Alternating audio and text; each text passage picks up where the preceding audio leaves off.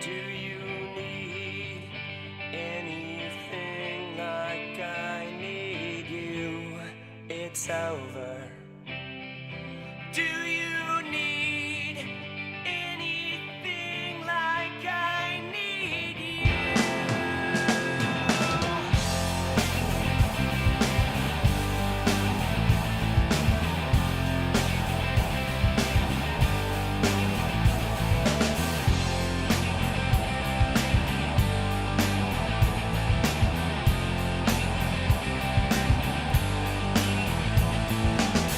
I've got no place to be alone, my friend. He cut his wrist instead.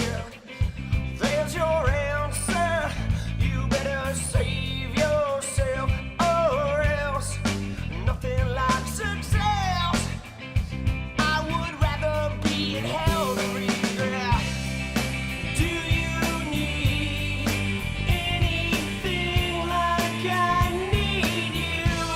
It's over. Oh, do you need anything like I need you?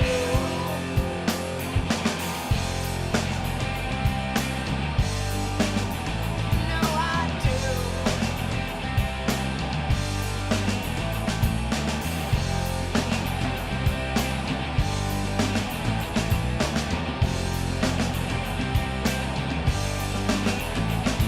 Denial. These are not my words. Tell me where are mine? Most of the time, wet my face with reality and permit me to breathe before I do it again. Do you need anything like I need you? It's over. Do you need anything like I need you? Do you need anything like I need you? It's over. Do you need anything like I need you?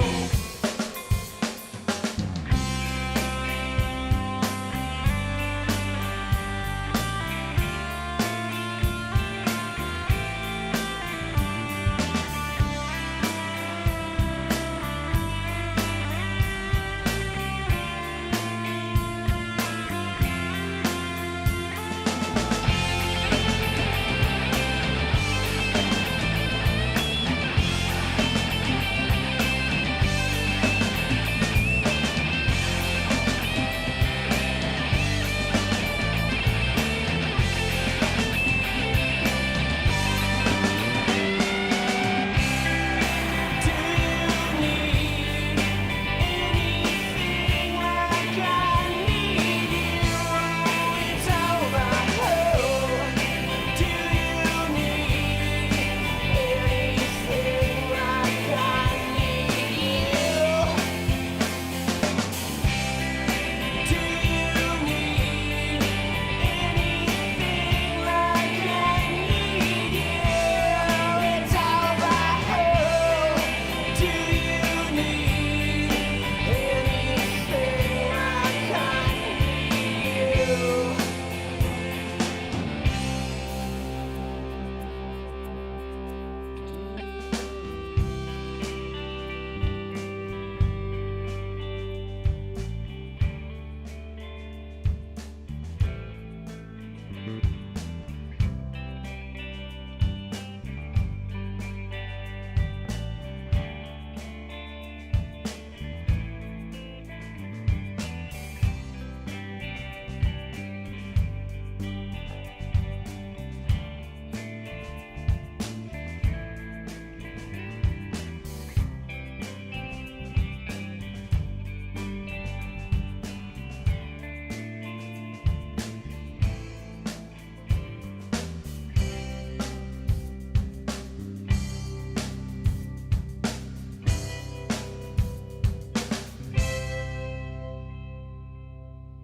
Yo, yo, yo, yo, yo, yo, yo!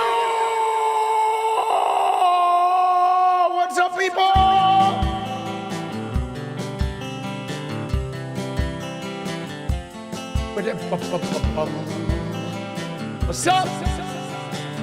Dude, Thursday night.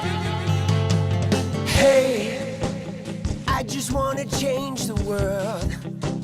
I just want the perfect girl. Let's go. I don't ever hang around. I'd rather be found. It gets better, I wonder. My pleasure together. Everyone's waiting. Anticipating.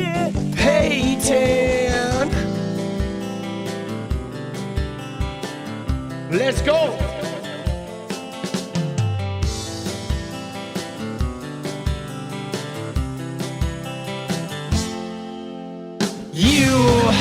I will never be alone again. I'm immune to the things they said. My heart's unbreaking. You're radiant truth. I know that you will understand because I finally found myself. My heart's unbreaking. You're radiant.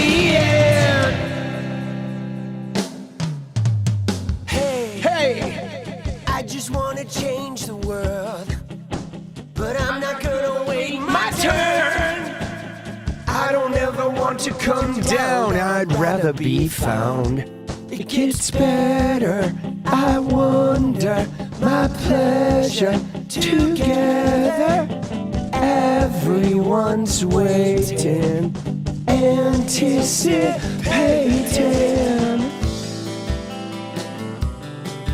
Let's go. How we doing on this Thursday night?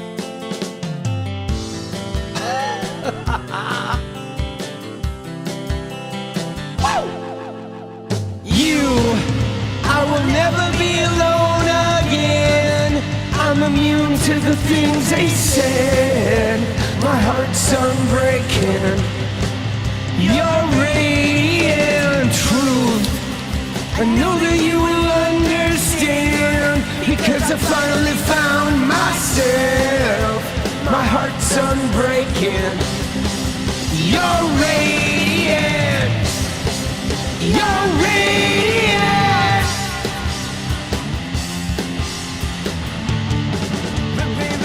Yeah, yeah, yeah. My world. Woo. Let's go. No, no, no, no, no.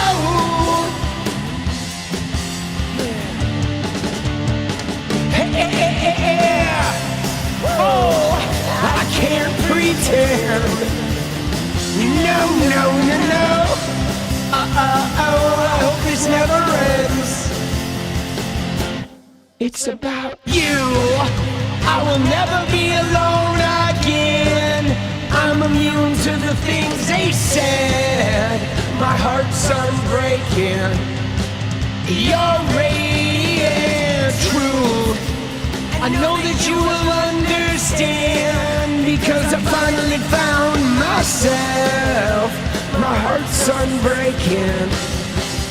You're radiant. You're radiant.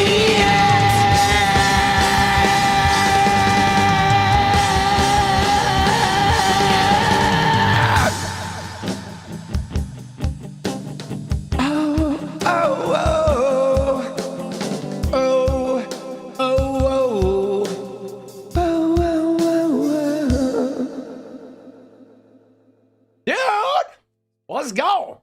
Dude, how we doing? Dude, Thursday night, boss. Thursday night.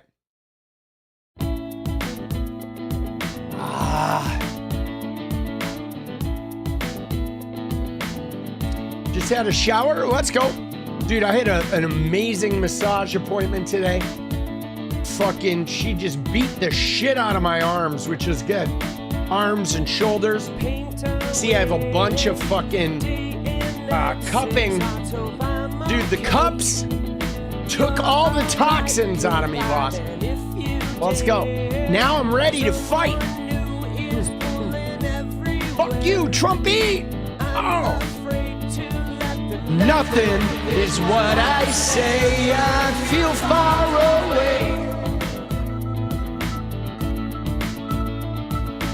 Nothing is what I think. I will drown in pink. Yeah, yeah, yeah, yeah, yeah.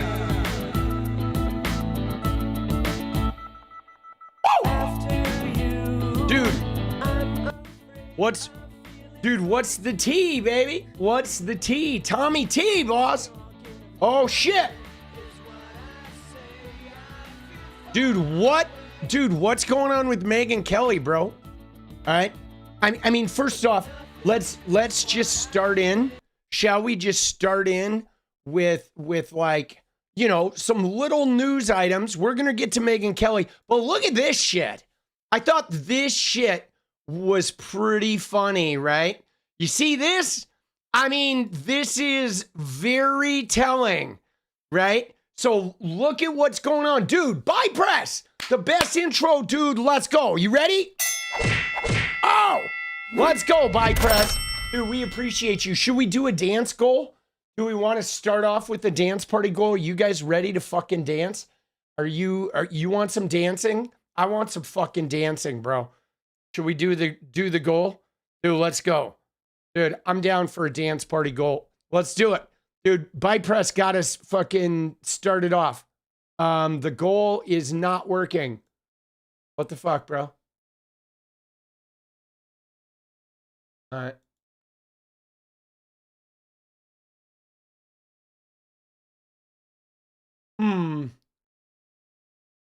Dude, there may be no goal, bro. We may have to hand tally it. Hold on, let me see here. I tried starting a goal. I'm resetting the chat. Shake it. Dude, you gotta shake it. Dude, bypress got us kicked off. Let's see. Yeah. Look at that, dude. I can't do a fucking goal, bro. What the hell? Hold on. Let me try something here. Yeah, there's no goal. Huh. Dude, that's weird. I've never had the fucking goal, like, not work, boss. You take the safety button off? What's the safety button? I don't have a safety button. Dude, the goal machine is fucking not working, bro.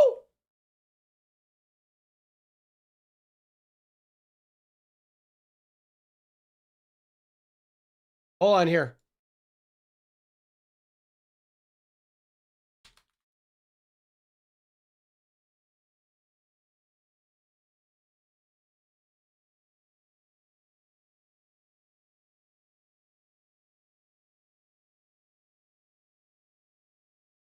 Dude, the shit is broken.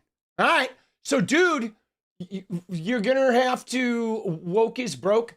Dude, the goal magnets may be wet, right? Dude, there's no like stream limit or whatever. There's no like none of that shit is fucking right. There's never an issue with like you don't have to be streaming for a certain amount of time. You can fucking start off with fucking goals and shit, right? I've never seen that. It's just crazy. Look at that shit. Super chat goal. Dude, I mean, the chats are working. Super chats are working.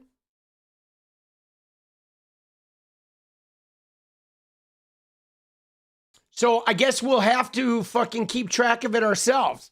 All right. The goal has started. And what we'll do is we'll just keep a tally ourselves. You ready? Hold on. Let me see if I've got a counter, right? I bet I do. Yeah, we'll count them off, dude. We'll count them ourselves, boss. Pen and paper, just like you used to do.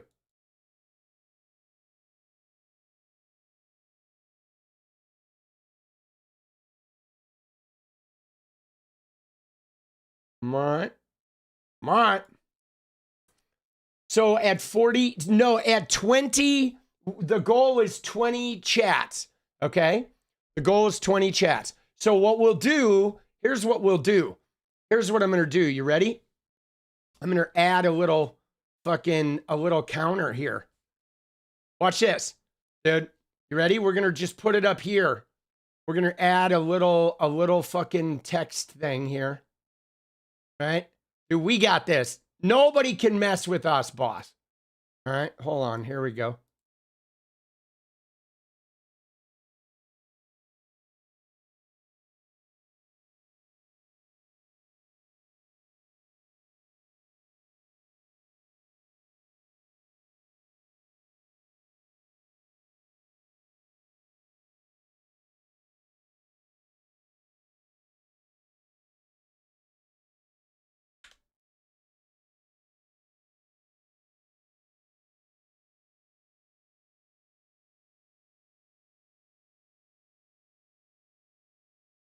What is that? Is that 2?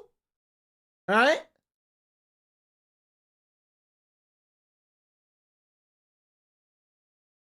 There we go. There's 2. Oh, shit.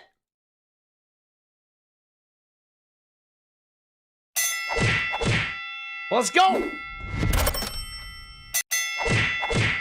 Yeah, baby.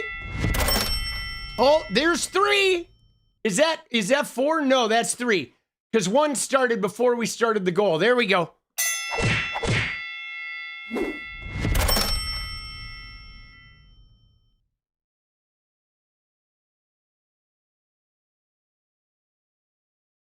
All right, I'm just gonna have to hand update it. It'll be a pain in the ass, right? All right. So now let's thank you, Jolie. Appreciate you, dude. 𝗙𝗡𝗏, hopefully that shit'll work. Yeah, we'll figure it out. Snow puppies off the chain, baby. All right. Dude, they can't fucking break us, right? They can't break us. So let's take a peek at some of these little like news items. Okay. So there's a couple news items here that I think are valid, right? Like they're funny. This is the first one that I thought of, guys. Okay, the first thing that I thought of with this fucking bullshit Department of Justice. Like, how do they explain this? Okay, how does the Department of Justice or anybody explain this, guys? I mean, literally, Texas decided to change their map. They didn't ask the voters. They didn't fucking do anything. It was obvious they were changing it to win the House. And then California puts a ballot measure on their fucking ballot to, right? They put a ballot measure that is, you know, the voters decide if they're going to respond to Texas. And now the DOJ is suing California, bro. Like, what are we even talking about, boss? They don't understand the concept of consent. They do not. But I mean, we know, guys. Dude, Stradley, let's go, baby. We know the Republicans, they don't believe in consent, guys. They are rape culture all the way. All the way, guys. Let's go. They're rape culture all the way, guys. Dude, that is crazy. Look at this, though. Unlike Texas, California voters overwhelmingly approved the new map. You're suing the wrong state. Another day of two-tier justice from Trump's personal lawyers. Of course. Dude, this is funny. Oh my God, bro. Dude, yeah, I mean, they're gonna lose, right? They're gonna lose. And what's more, though, guys, here's the thing. What's more is even if they were to somehow win, however they won would then fucking nullify the Texas map. But I mean, that is so brazen, right? Like, they are so obviously bullshit, partisan, cheater, like, scoundrels. You know what I'm saying? Like, dude, Pam Bondi, she needs to go to prison, bro. Okay? She needs to go to prison. I want to see her in the block, dude. Pammy on the block, boss. Cell block D, bro. Dude, cell block O. Cell block Ozempic for that dumb bitch. Seriously. This is insane, guys. Right? This is fucking crazy. Dance party to Donald Throat Trump. Let's go.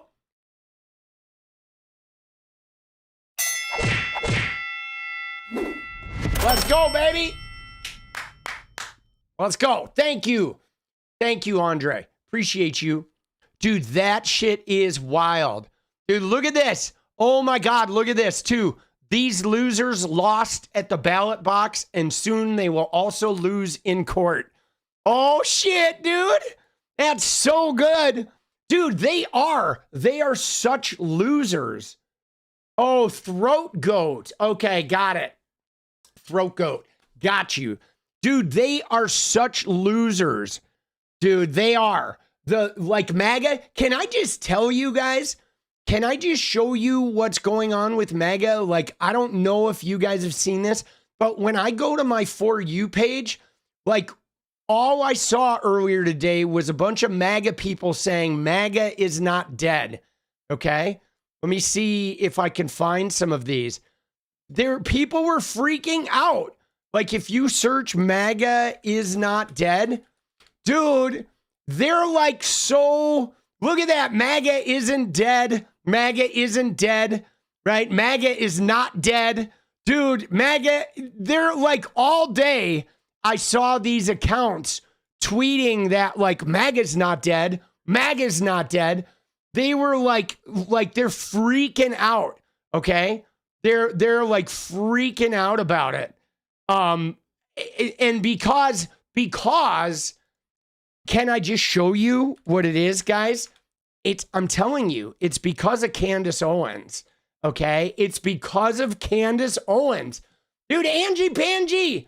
Virginia Giuffre was in a mysterious accident with a school bus driver, immediately left the scene, and we all accept she self-deleted 32 days later. Yeah, Angie, I don't really accept that she self-defeated, boss. I have some questions about that. And I'll tell you, what really woke me up was when I saw Tara Palmieri go on CNN trying to like reassure us all that it was a suicide. And I thought that was really weird. This was like 2 days before she tried to ambush fucking Kat Abu-Ghazaleh.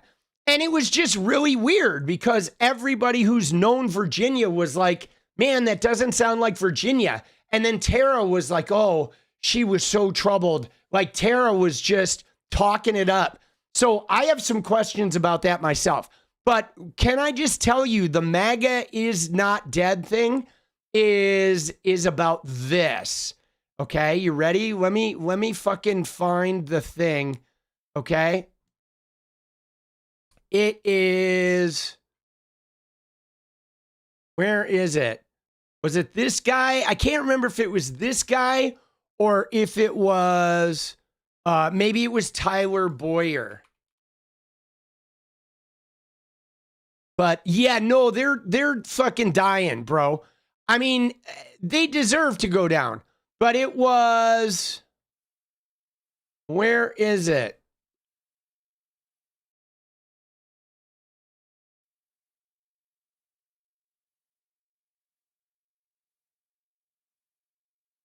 Oh, let me see.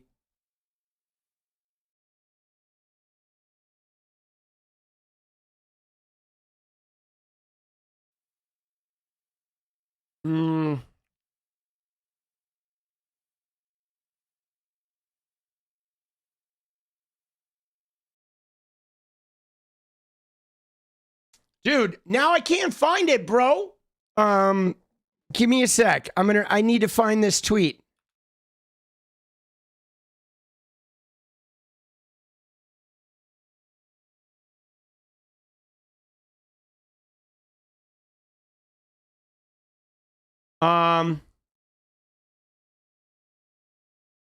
It was about Candace, okay?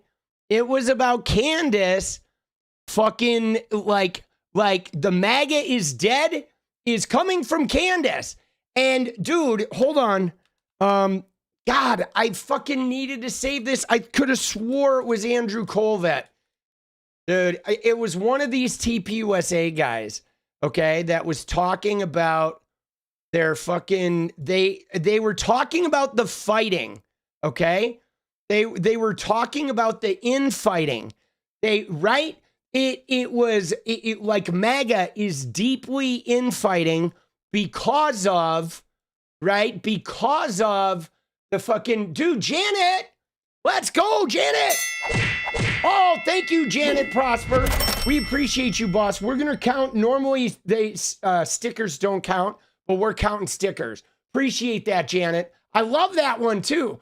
But so they were fighting like majorly about Candace's podcast, okay? And it was people specifically, dude, this is so weird. Look at this shit.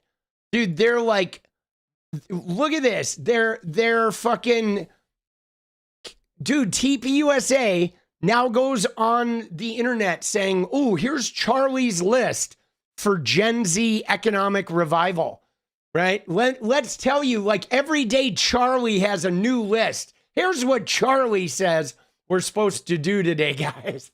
Dude. Oh, shit, bro. Dude, see, oh, she stopped supporting Trump when Trump's response was Epstein too. Yeah. So I got to find this thing, guys. Hold on.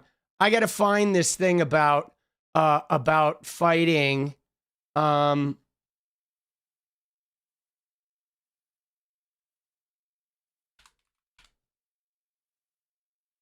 got to find this thing about fighting. They're so mad, bro.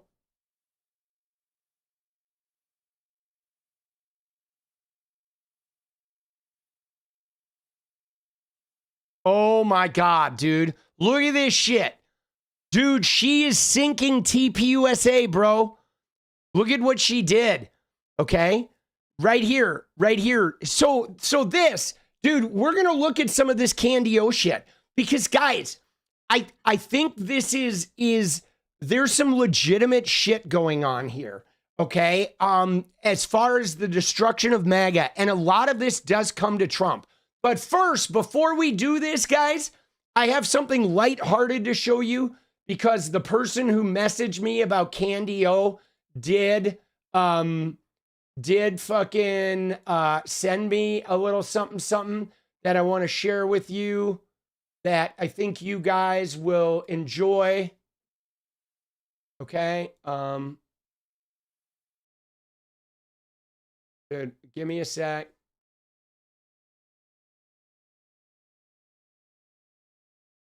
Oh, dude, did they get rid of, have they gotten rid of messages now? And did they get rid of messages in Twitter? They did, didn't they? Dude, Redbone, let's go.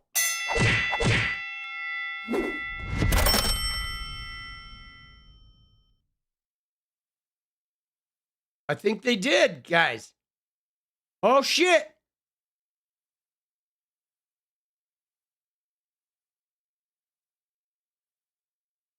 So, yeah, so I'm going to have to get that for you later. They got rid of messages. I mean, it's probably a good thing. All my messages were just spam from accounts. Let me see if I can find this fucking tweet. Twitter removed. Yeah, no, they want the chat thing now. Let me see if we can find this.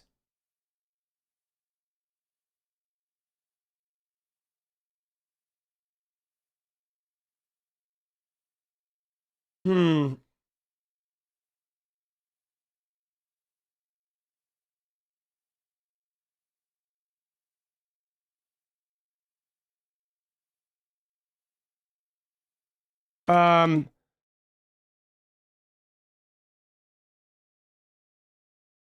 Shout out to the anti-fascists. No, that's not it.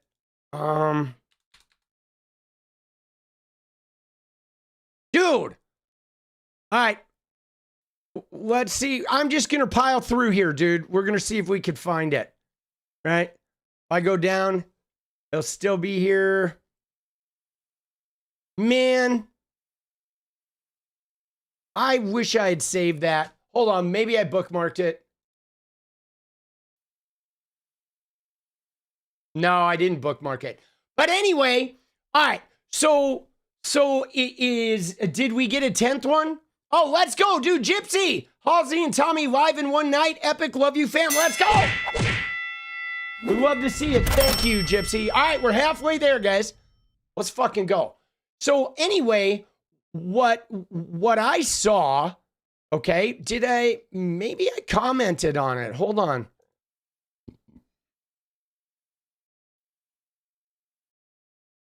Maybe I replied to it.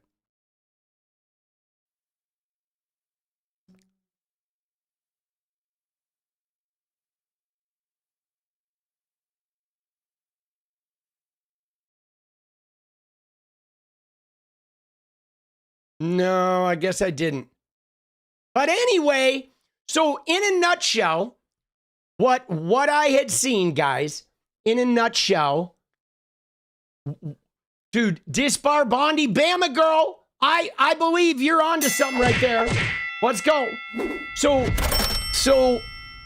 the tweet I had seen was an expression of frustration from somebody in the TPUSA ranks, okay? And they were very upset. They were like, dude, what are we doing?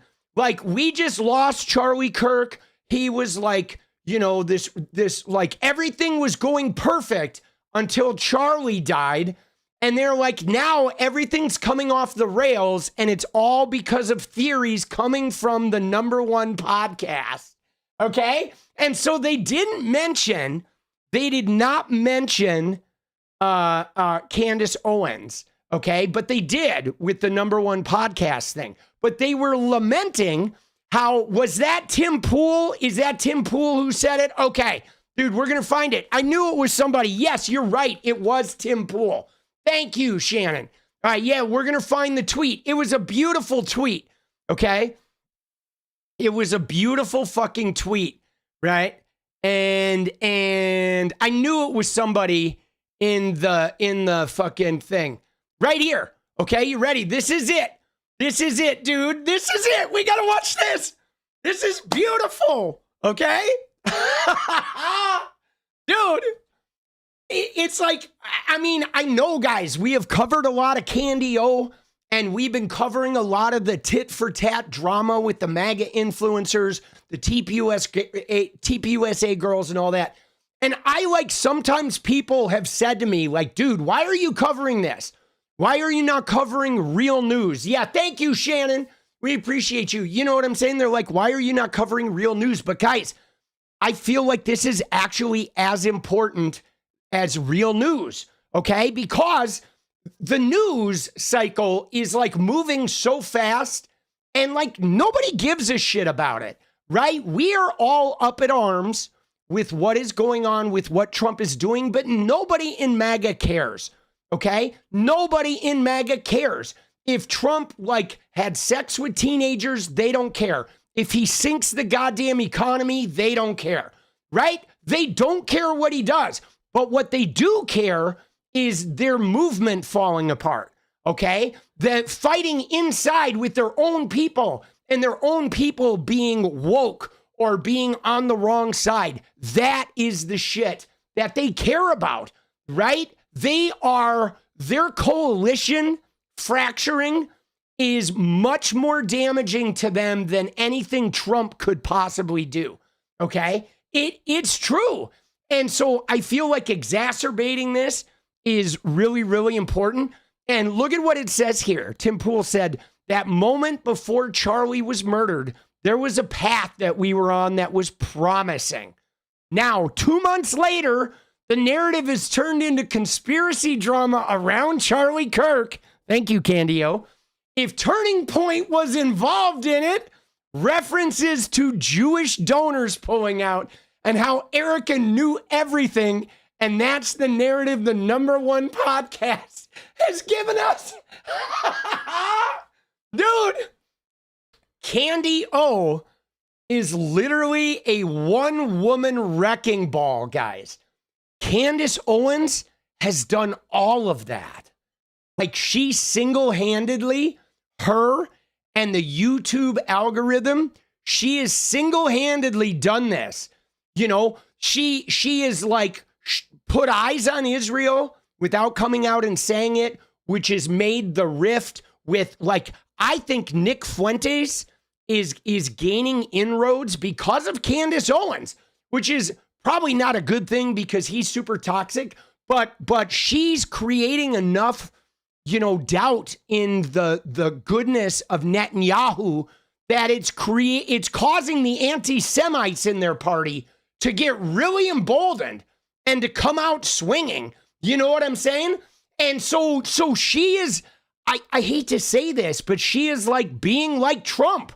She is like trumping the Trump movement. She's like a brand new Trump going in and detonating shit in the Trump movement, emboldening the worst elements of the movement and the craziest elements of the movement to come out and start, you know, being like, maybe she's right. Maybe Erika is bad. Maybe TPUSA is bad. Maybe this is connected to the Epstein files, right?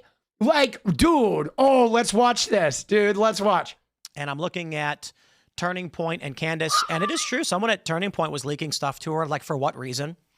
And I'm wondering what Turning Point is doing. I don't hold Turning Point, you know, responsible for what Candace is doing, but I'm just like looking at this and I'm thinking to myself, okay, let me put it like this for all you guys. I don't care if Candace is right or wrong, or Turning Point, or and anybody else in the drama is right or wrong. That's fine. People are allowed to do whatever they want. They're allowed to talk about whatever they want. The issue is that at the end of August, where were we as a country? We were here doing our shows, talking news and politics, of course, and preparing for the end of the year special, as we often do. The end of the year special. There was a plan, there was a path, and for me, both personally and professionally, things were looking up. The show and everything here, we're growing. We're bringing on good people. We're expanding. We've got, you know, coffee sales are going up, and memberships and board sales and organization. Skate night events we've been doing have been massively successful. So business, dude, the skate night events were really taking off, people. And politically, he's like, I had gotten a new beanie. There was like beanie sales are up. There was like one Charlie Brown hair growing in the center of my head. He's like, dude, I had a Charlie Brown hair growing in right in the center of my head. Like, shit was looking up, people. We're riding the wave, baby. Trump won. Let's keep going. Don't get me wrong, there were terror attacks throughout the year, but Trump was on track. Yeah, but here's the problem. I know, obviously Charlie derailed them hugely, but dude, Trump was already dragging them down, right? He had the Epstein shit, the tariffs, the fucking economy's going to shit, fighting with everybody. I mean, Trump had already, you know, the Kirk thing was just like the icing on the Trump cake, I think, right? I texted Charlie Kirk, and I asked him, just following up on the plan for the end of the year, because Tim 𝗙ście does Turning Point's Amfest the past 3 years. It's an amazing experience, and it's an honor and a privilege to be there. And Charlie texted me back, look at me, revealing our texts, saying, let me circle back to the team and get you the details. We'll get it going. Because I said, hey, let's get it set up so we can, you know, set everything up in advance. I've got some other PR opportunities and stuff in the area. And a week after that, they killed him. And so I'll tell you what I'm saying, what I'm feeling. That moment before Charlie was murdered, there was a path that we were on that was promising. Now, 2 months later, the narrative has turned into conspiracy drama about Charlie Kirk. Popcorn. If Turning Point was involved in it. References to Jewish donors pulling out and how Erika knew everything. And that's the narrative the #1 podcast has given us. Candace can talk about whatever she wants. Same thing with Tucker Carlson. I will defend. No one has an obligation to hold my views or do what I want them to do. I'm not saying Candace should or should not do anything. My point is the audience effect of what I'm seeing. It felt like we were focused. Trump needed to win. The agenda needed to continue. Now, what do we have? Well, half the people are tweeting about the Jews. The other half are tweeting about how Turning Point killed Charlie. The #1 podcast is just basically covering the true crime aspect of an assassination of the assassination of Charlie Kirk. And I'm just like, focus is gone. Dude, this is so enjoyable, guys. Like, you love to see it, bro. You know what I'm saying? I mean, doesn't this make you smile? Like, they are coping, bro. They are coping, right, dude? Was Charlie really holding all of this together, maybe? Seriously. And focus is gone. And it seems like H-1Bs with Trump, Chinese visas, and I'm just sitting here being like, wow, someone took a sledgehammer to the right coalition and splattered it. And like goop sprang in every direction. Dude, I mean, he's not wrong though, right? Like, I don't like Tim Pool at all. I think he's a fucking putz, but he's not wrong. We need to sign a petition on Trump to take a lie detector on the Epstein files. Oh, gee, that would be amazing. Let's go. Dude, it's accurate. It is accurate because think about what has happened, guys, since then, okay? They have just come off the rails, okay? Charlie dies. Nick Fuentes rises up. Tucker elevates him. There's a split inside the party over Israel. Netanyahu starts paying influencers. Erika Kirk becomes the weirdo, like, widow queen. Okay, Trump goes off on H-1B visas and, like, America has no talent. 600,000 Chinese students. The racism in the party's like, whoa, what is he doing? Right? His ICE raids have been a complete failure. Bovino's leaving Chicago. Dude, they'd never got the National Guard in Portland. A fucking inflatable frog just completely dissected Trump's scary, like, military threats, dude. A frog took out the U.S. military. Dude, all of that happened, guys, in like 1 month, bro. That is like 6 weeks of post-Charlie. That's insane. The sandwich guy, yes, they had the ridiculous arrest of the sandwich guy. I mean, and now the Epstein shit is just flooding. Maga's more upset about Trump's comments on H-1B than Epstein emails. Yeah, no, Ofo, you're not wrong.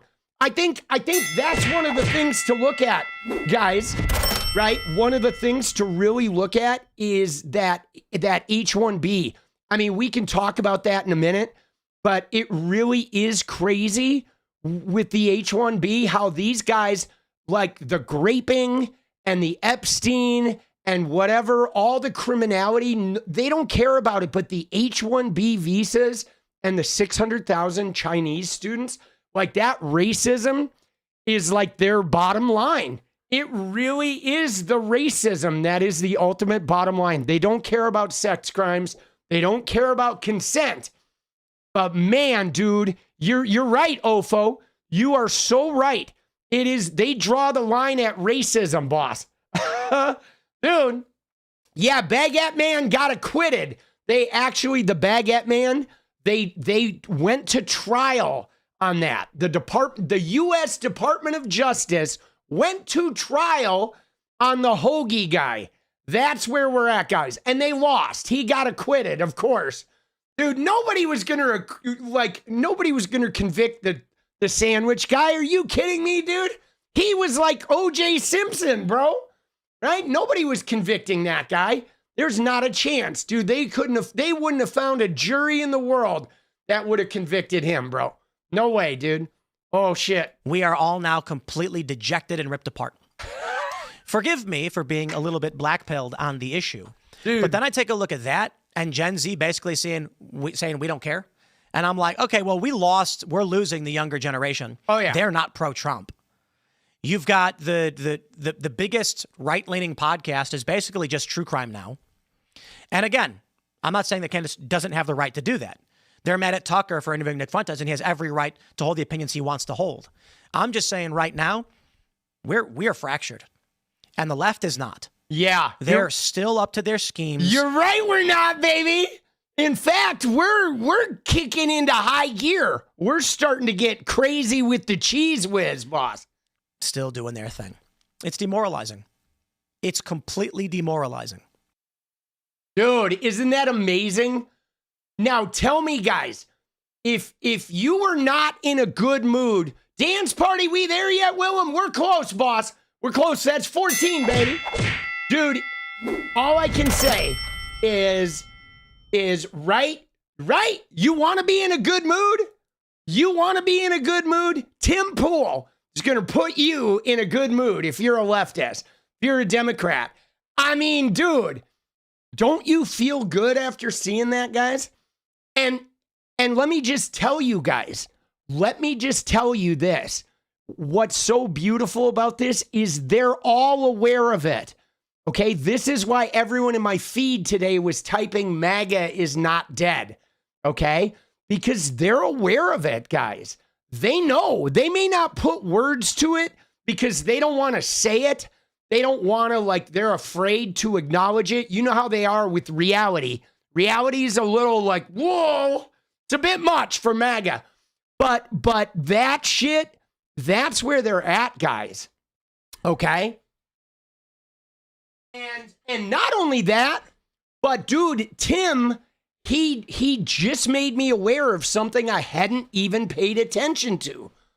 And you know what he made us aware of? I don't know if you guys noticed it, but at the very end there, he said the #1 right-wing podcast is only doing true crime right now. And I'm like, that's really, really interesting. Because Candace used to cover politics. Okay? She used to cover the political news and what was going on. And she's not. She's not covering politics at all. She's explicitly anti-Trump. She's sowing discord, disbelief in his justice system, in his administration, in TPUSA, in Erika Kirk. And so what's wild about it is their biggest conservative reach right now is not even talking about the political issues. They're just off on a tangent. It's like their biggest reach isn't even doing politics right now. And so that means that everybody who doesn't want to just obsess about Charlie Kirk is probably not even watching a lot of content. Devout Candace Owens fans who don't want to do the Charlie Kirk thing are maybe just not even paying attention to politics. They're losing some significant steam, which is crazy because Trump's only been in office for 10 months, and already they're fractured. And so that is pretty wild to think about how broken they are, right? They are so broken, dude.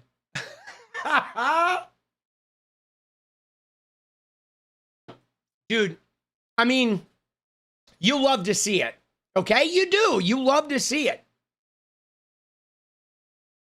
right? It's quite clear that MAGA leadership are promoting getting into politics to neglect responsibilities. I mean, dude, they don't do much with it.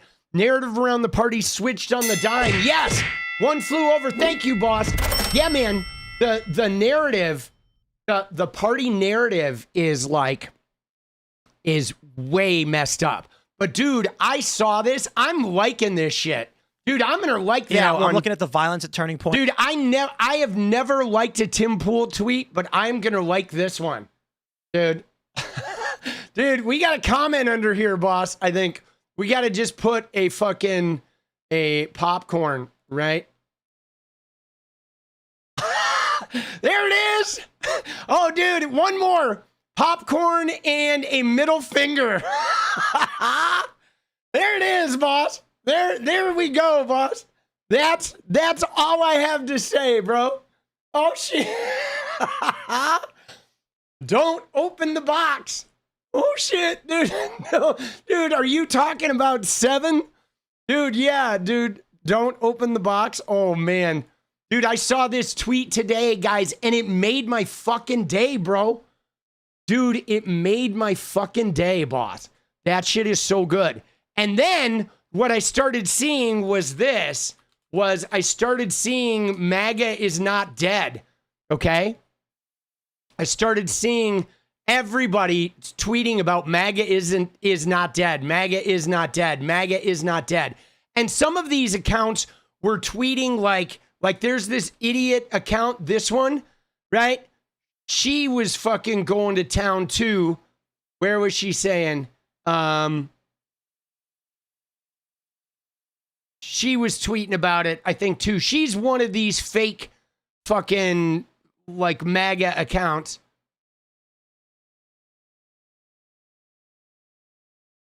But, dude, maybe it wasn't her. Hold on. I think it wasn't her.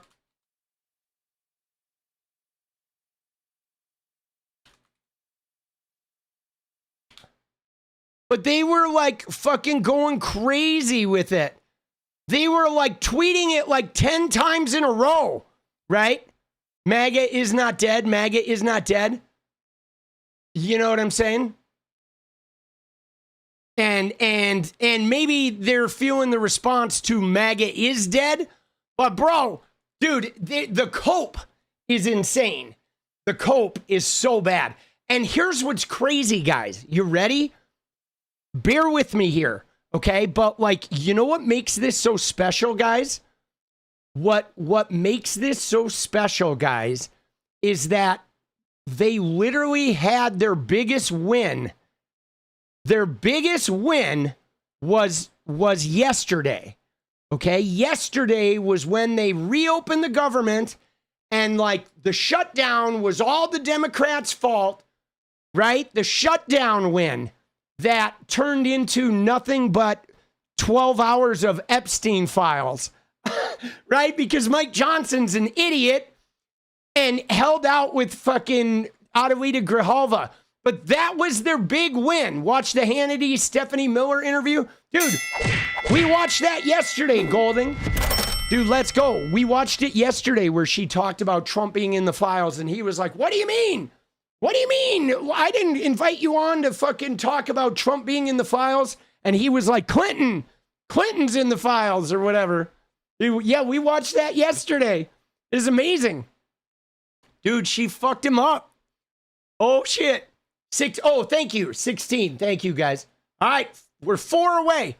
Dude, yeah. No, that shit was great. But so they just had their big win, guys. They had their biggest win, probably the biggest win they're going to have in the next 6 months came and went yesterday. And without no accolades, nobody is happy about them. Nobody is like they're, can I just read you a list of the demoralizing shit with MAGA right now?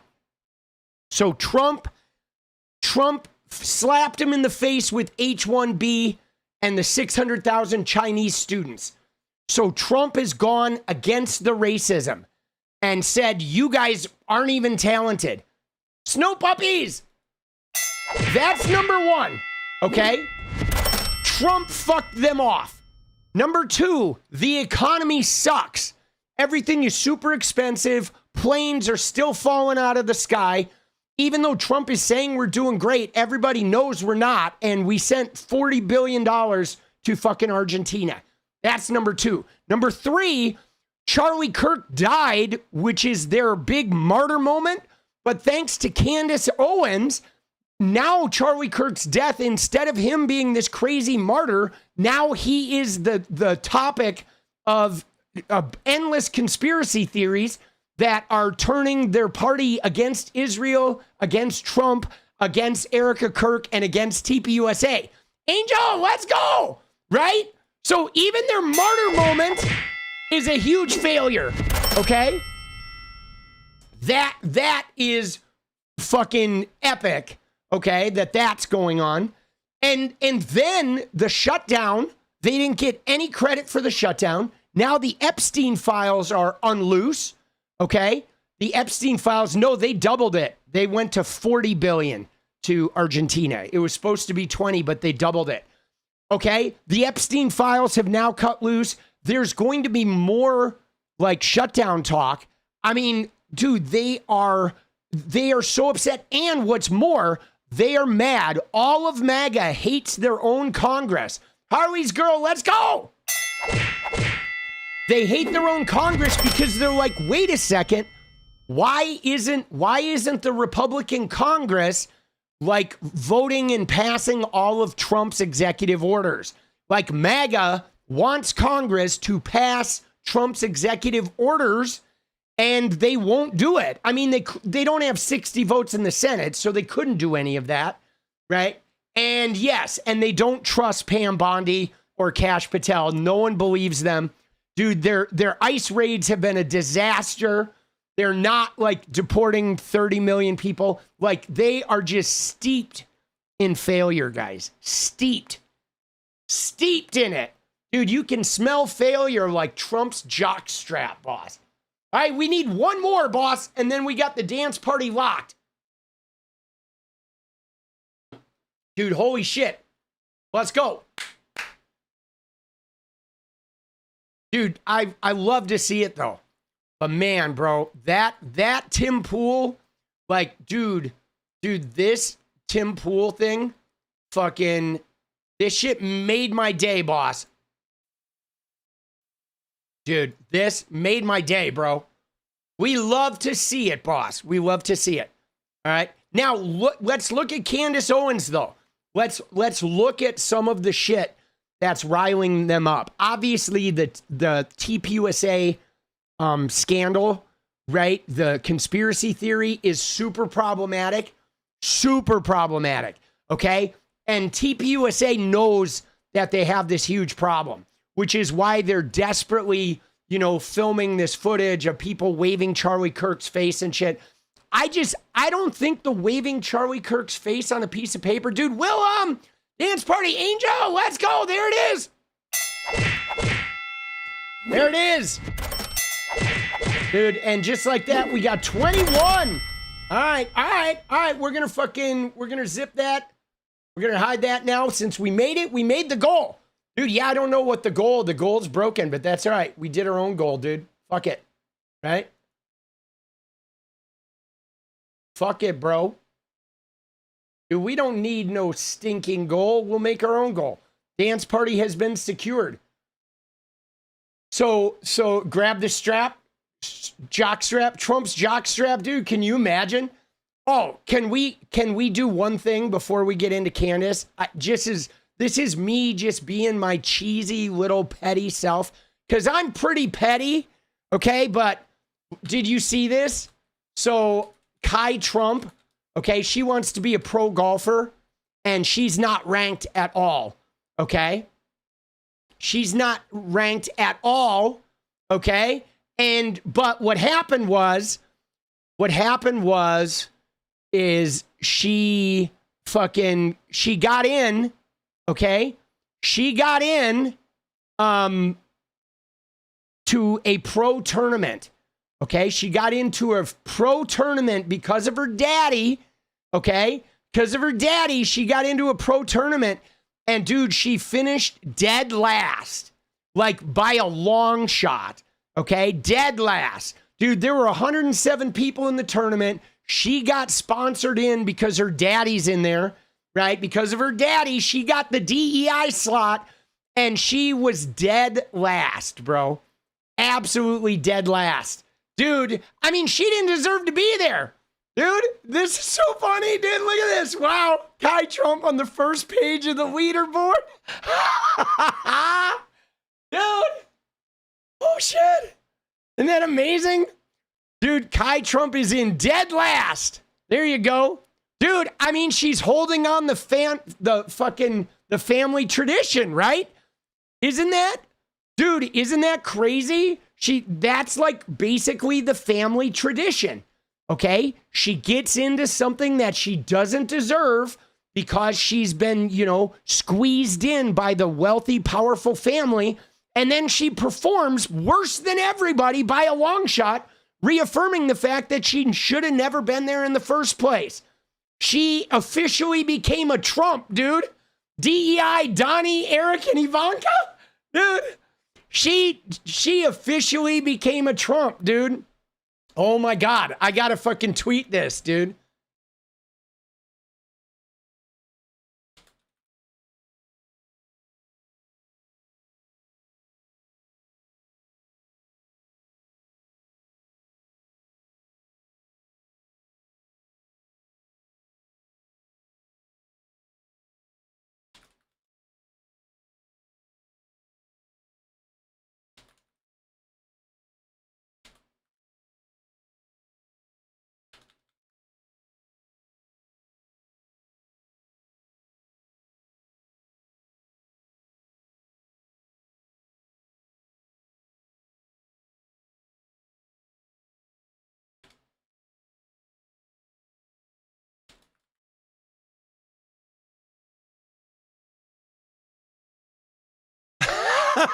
Dude, there it is, baby. Oh, dude, let's go. A round of applause for 𝗙𝗏. She officially became a Trump today. Dude, she hit into... No way. Dude, what Ginger said, she hit into the rough where her grandma was buried. Dude. Oh, dude. Oh, my God. Dude, I got to tweet that, bro. I got to add that.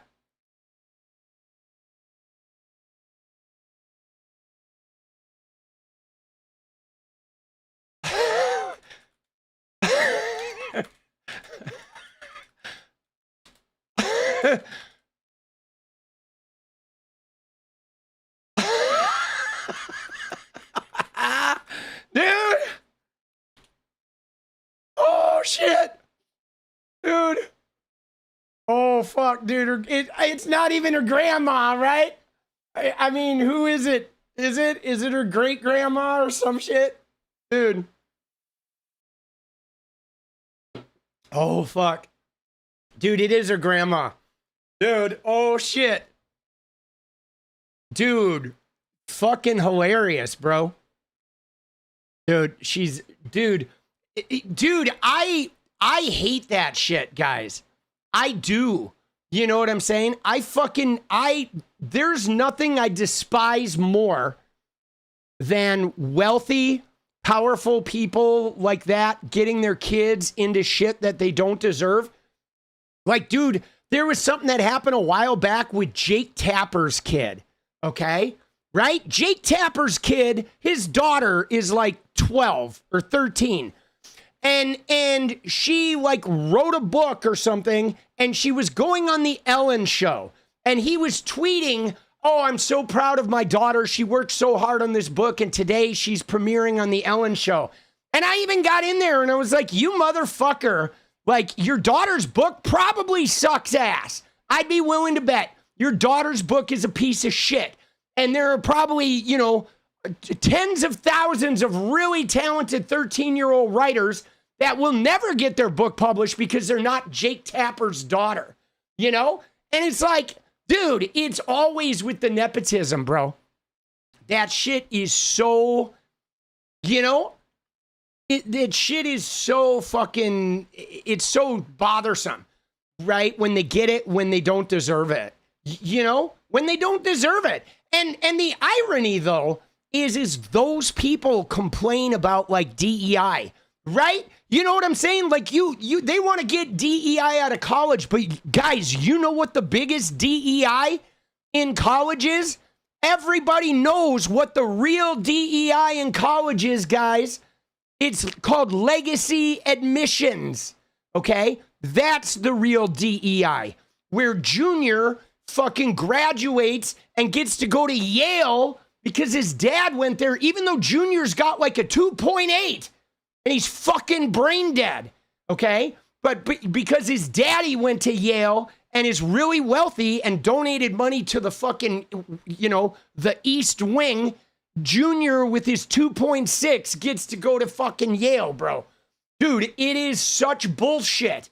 And it's always been the biggest DEI program, okay? Because the kids that get in on legacy admissions, they're fucking morons. Always. They are. I have never seen a legacy admission that was not a fucking moron. Dude, please. All right. Dude. Even Trump's teachers said he was a thick fucker. Dude, that's funny.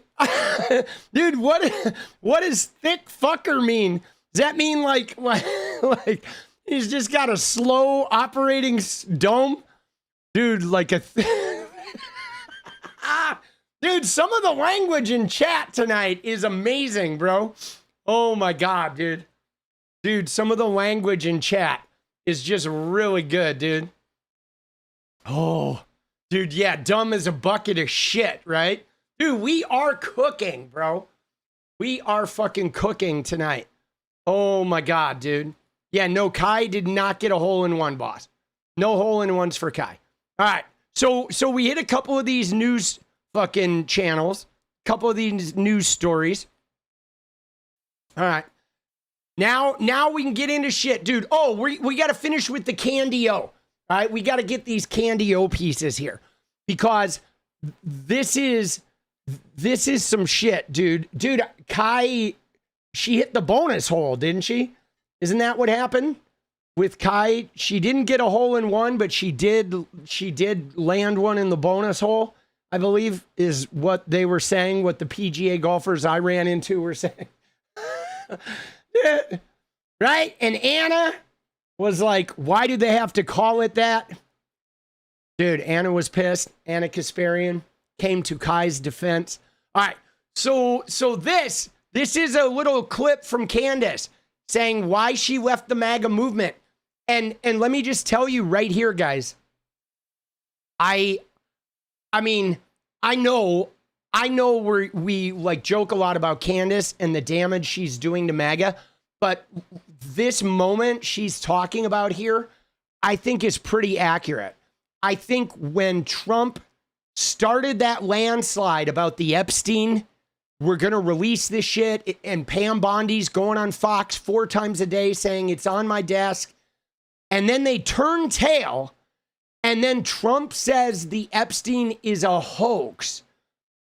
I think he did more damage with that statement than he will ever have any concept of.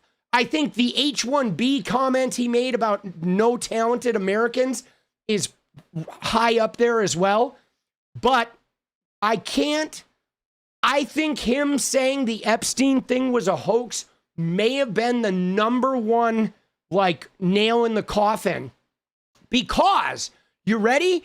I think it hit people in MAGA, even if they didn't acknowledge it. Even if MAGA people heard him say that and they didn't react to it, it like landed on them in a way that just didn't fucking feel right. Okay? Even if they didn't know it hit them, it hit them. Okay? Because we all know this is not a hoax. And what's more though, guys, is so much of Trump's get out of jail free, like all of the goodwill that this man has exploited in the last 10 years has been, it's a hoax. It's a hoax. And he kept getting out the Russia hoax, the 2020 election hoax, this hoax, that hoax, fake news. But now he took the one thing that like all of them had their heart set on that they know is not a hoax. And he says, yeah, that's a hoax. And now on some level, they know all of his hoax claims are bullshit. They know that his hoax claims are just a way to wriggle out of something. Like, he took the one thing that had made him Teflon and he kind of like scorched it himself. And it is fabulous. It is fabulous. Chef's kiss. I agree. It is fucking fabulous. He self-destructed his own shit and he doesn't even realize it. And you know why he did it, guys? I think he did it because he's rattled. Okay? He's rattled. He has been getting his ass kicked in court. His tariffs don't work. He keeps having to go back on his shit. Nobody believes in him in the administration. Everybody around him is just ass kissing, but they're failing at everything. You know what I'm saying? They're failing at everything, dude. Even their deportations are like low. You know, you know what I'm saying? Dude. All right, let's watch this though. Administration seems to have been hiding these emails. They're not good. Okay, they are completely indefensible, but I already told you, I was done with MAGA at the moment he looked us in the face and he said, what files, right? What are we still talking about Jeffrey Epstein? Pam Bondi said it was a Democrat hoax. No, I think the entire nation has been hoaxed by Republicans and Democrats, and there are pervert elites that sit at the top. That's my suspicion. We'll take a quick Trump administration. See, you know what's so beautiful about this, guys? What I love about this, what I adore about this, is the fact that you see that end tag there that she said. She said Democrats and Republicans are failing us. But here's the thing. She doesn't have a Democrat audience. So when she goes in there and she bashes both sides, it doesn't affect us at all. You know what I'm saying? It kind of like gives her a little deniable plausibility of not just bashing her own side. She's doing the Cenk 𝗙𝗍𝗓 thing. But dude, she doesn't have a Democrat audience. None of us, right? Everybody who watches her already hates Democrats anyway. Now she's lumping in their own party with the Democrats. Dude, she is doing such great work. Let's all just take a round of applause for Candy O. All right, she is Candy. Candy, I love you, baby. I do. I love you, Candy O. You are literally my favorite, like my favorite person right now. Can we just show you more, though? Look at this. Look at what she's doing now, too. Look at this clip. This is also a clip today. You ready for this, guys? Dude, look at this. She reveals Pastor Rob McCoy. Remember Rob McCoy? Dude, she has been on Rob McCoy's ass. Okay, remember Rob McCoy, after Charlie dies, all of a sudden he's like trying to elevate his star in TPUSA. Because of course, everybody's fighting to like go up the ladder in TPUSA. Now that Charlie's gone, power vacuum inside TPUSA. And you have Colvett, the 41-year-old fucking weirdo. You have Tyler Boyer, the guy who covers up grapes for employees that, you know, and fake elector shit. Tyler Boyer, right? He's climbing up the ladder. Erika's in charge, which means now they're like Wailing Wall and all this shit. Right? No, Brylan Hollyhand is not, he's not TPUSA at all. Like TPUSA hates Brylan Hollyhand. He's trying to do his own thing. But TPUSA hates him. Little Gomer Pyle, dude. He's persona non grata. Okay. But so Rob McCoy is this preacher who I guess was on the email chat where they were talking about Israel and stuff. And so Candace has this thing where she hates Rob McCoy. I believe he added himself to TPUSA Faith. Hold on. Let's look this up. TPUSA Faith, if we look at the Wikipedia, all right, let me see here. Dude, let's go. Good vibes, Candy O, Maga Plosion. Let's go. So where is it? There was a Turning Point. Oh, TPUSA Faith has a Wikipedia, right? I think.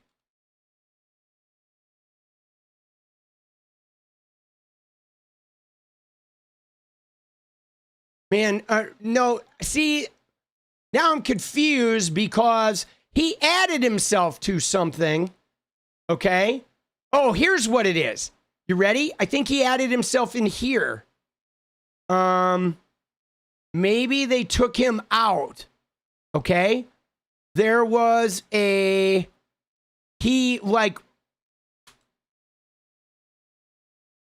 yeah, there we go. Rob McCoy. Okay, look at this. So here he is. All right. So this, guys, got added after Charlie died. Okay. After Charlie died, Rob McCoy was a close ally of Charlie and is credited with helping launch 𝗞USA Faith. Okay. But the problem is Rob McCoy didn't found 𝗞USA Faith. They added this after Charlie died. They retroactively added Rob McCoy in there. And dude, and Candace Owens has been livid about this. She has been livid because she's like, wow, why are they doing that? That's kind of fueled some of her idea that there is there were some behind the scenes people that were trying to get rid of Charlie so they could move this in a certain religious way. Because Charlie used scripture. Okay, he did. He used scripture because the billionaire money was coming from evangelicals. But I don't think Charlie was really that scriptured. Okay, I don't. I think Charlie was like role playing, dude. He really was, dude. He liked the rock and roll side more, like being the king of the frat boys and shit. And he was not, like a Bible banging, you know what I'm saying? He wasn't going to put a pastor collar anytime soon. He liked the celebrity. Okay. And dude, McCoy gave a depraved threat. Hey, so Shannon, can you find me a link to that and put it in the Discord? I would love to see the threat. But so anyway, this Rob McCoy guy has been problematic, but look at what she did here. Okay. Candace Owens reveals Pastor Rob McCoy allowed a member in his congregation who was convicted of SA with a young child, and then he had the person on his podcast to lie about the conviction. These are the guys running 𝗞USA now. They're all abusers, bro. Tyler Boyer's covering up grapes. Rob McCoy's letting, essays of kids. It's insane, dude. Good. So I'm just saying some of these details because this whole thing is a total sham. My lawyer comes to me and goes, they say they have footprints, forensic evidence, footprints and a palm print of yours that they lifted from a scene, and they want to cut a deal with you. And they want to see if you want to do a plea bargain before we get to a pre-trial hearing. Jury comes back guilty, unbelievably guilty, and I wind up give me an 8-year sentence, didn't have a record, so I did 4 years to change. So I did 1,536 days for a crime that I didn't commit. Dude, he's still denying it. For a crime I didn't commit. I mean, maybe on some level he doesn't think it's a crime, but dude, what the fuck is up with these guys? It actually gets worse. So you get an appeals process, and there's a free process. So they take the 3 main issues they can find that are breaking the law or violating your rights, and they submit it. So the appellate court reads it, and they say, yes, we agree. They broke the law twice out of the 3 points, and they violated your rights, but we don't see how it affected the outcome of the case. Dismissed. Wife divorced me right before I got out. So it's my ex-wife's best friend, and she goes, Tom, I got to talk to you. You got convicted and you went away, and your wife was dating your lawyer. And I'm like, dating the public defender? How do you know this? And she told me. So, dude, what is this guy doing, bro? What incentive does the lawyer have to get me acquitted when he's after my wife? And dude, this guy, what? This guy is such a clown, bro. Lawyer have to get me acquitted when he's after my wife. Dude, what are we doing here, bro? Dude, I know she doesn't approve. Dude, who would approve of this shit? This is all bullshit, okay? I was sexually abused as a kid, and let me just tell you, the guys that do it all come up with bullshit stories like this. Wait, what do you mean? What do you mean I did something wrong here? You're making shit up, right? They're gaslighters. Dude, this guy went from the evidence was fake to I was wrongly convicted to my appeal, even though they broke the law and denied my rights. They rejected the appeal anyway. And now I find out that my lawyer wasn't defending me because he was trying to screw my wife. Bro, and look at this guy. He's like, oh, yeah, maybe I'm going to put you in charge of the Sunday school program at our church. Dude. And he gets her. So it's just all one big conspiracy that involved 2 counties, neighborhoods filled with parents and children. The police. Witness who still to this day remembers and emailed me to remind me about this. People who posted and said this is absurd and brought it forward into Rob's church and said it's absurd that you are allowing him to be around youth despite his record. Also his ex-wife and the appellate court. Everyone just wanted to get this conviction. Yeah. Despite the fact that the cops, as he said, found a footprint, a palm print. And a palm print. Plus 11 out of 17 items that they were looking for in his home. You are free to pursue that conversation in its entirety. Like, we're trying to include as much as we can for the sake of this podcast without going too long. It's just incredible, okay? The person who took the stand still remembers and emailed me, but somehow he's the victim, and Rob wants that to come across. He's annoyed that this has come up, right? Now, that becomes even more interesting when put into the context of the fact that Calvary Chapel, full stop, has a long history of claims of intentionally putting pedophiles in positions of power. Okay, so guys, what is going on with these people? What is going on with these evangelical preachers that continually do this, where guys get busted, literally SAing children in their own congregations, and they bring them back in and let them be around children?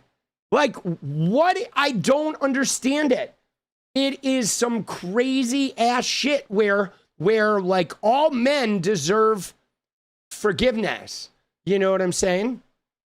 All men deserve forgiveness. That's Tyler. Like, this is Tyler Boyer, right? Is that the pic you're talking about? This is Rob McCoy, right? This guy right here. But Tyler Boyer is this dude, right? But dude, they're so crazy, bro, right? They're so fucked up. I mean, dude, I'll never in a million years understand, right? And look at this shit, dude. This church, okay? This church that Rob McCoy is part of, the fucking, what's his thing? It's Calvary, right? Calvary Chapel Church, okay? This is his fucking church here, okay? It's a Pentecostal, dude. Dude, these Pentecostal churches are so bad, bro, right? Look at this. The movement faced controversies, including leadership disputes that led to a split between the Calvary Chapel and the global network around accountability and sexual abuse cases, okay? And Calvary Chapel, right? Which I think they're Calvinists, dude, right? I think they're a type of Calvinist through Maranatha. Dude, there was a Maranatha Baptist church in the town I lived in when I was a kid. They're fucking crazy, bro. But look at this shit, okay? Look who else is part of this shit, okay? Right? The Calvary Chapel is also Benny Johnson, okay? Benny attends Calvary Chapel. Of course he does. Dude, they love their pedophiles at the old Calvary Chapel Church, dude. Yikes. I mean, it makes sense, doesn't it? I mean, they're all like, it makes a lot of sense, guys. Dude, they're so crazy, right? That shit is nuts, boss. Okay? That stuff is crazy. You know what I'm saying? But so Candace Owens, though, is doing us a huge solid right now. Dude, let's see this. I want to see the 10 lies. You ready? We're going to watch one more thing, guys. They are assaulters. I'm going to make as many Candace fucking Owens videos as I can because this shit is getting out there. She's helping destroy MAGA. But look at this, okay? 10 verifiable lies that 𝗙PUSA has done since Charlie Kirk was killed, okay? Now, you got to ask yourself, guys, why is Turning Point USA, even though they're using Charlie, they're grifting, they have the empty chair every day. They're like, Charlie said this, Charlie said that. Why are they lying about his in relation? You know, we can go on down the line, bro.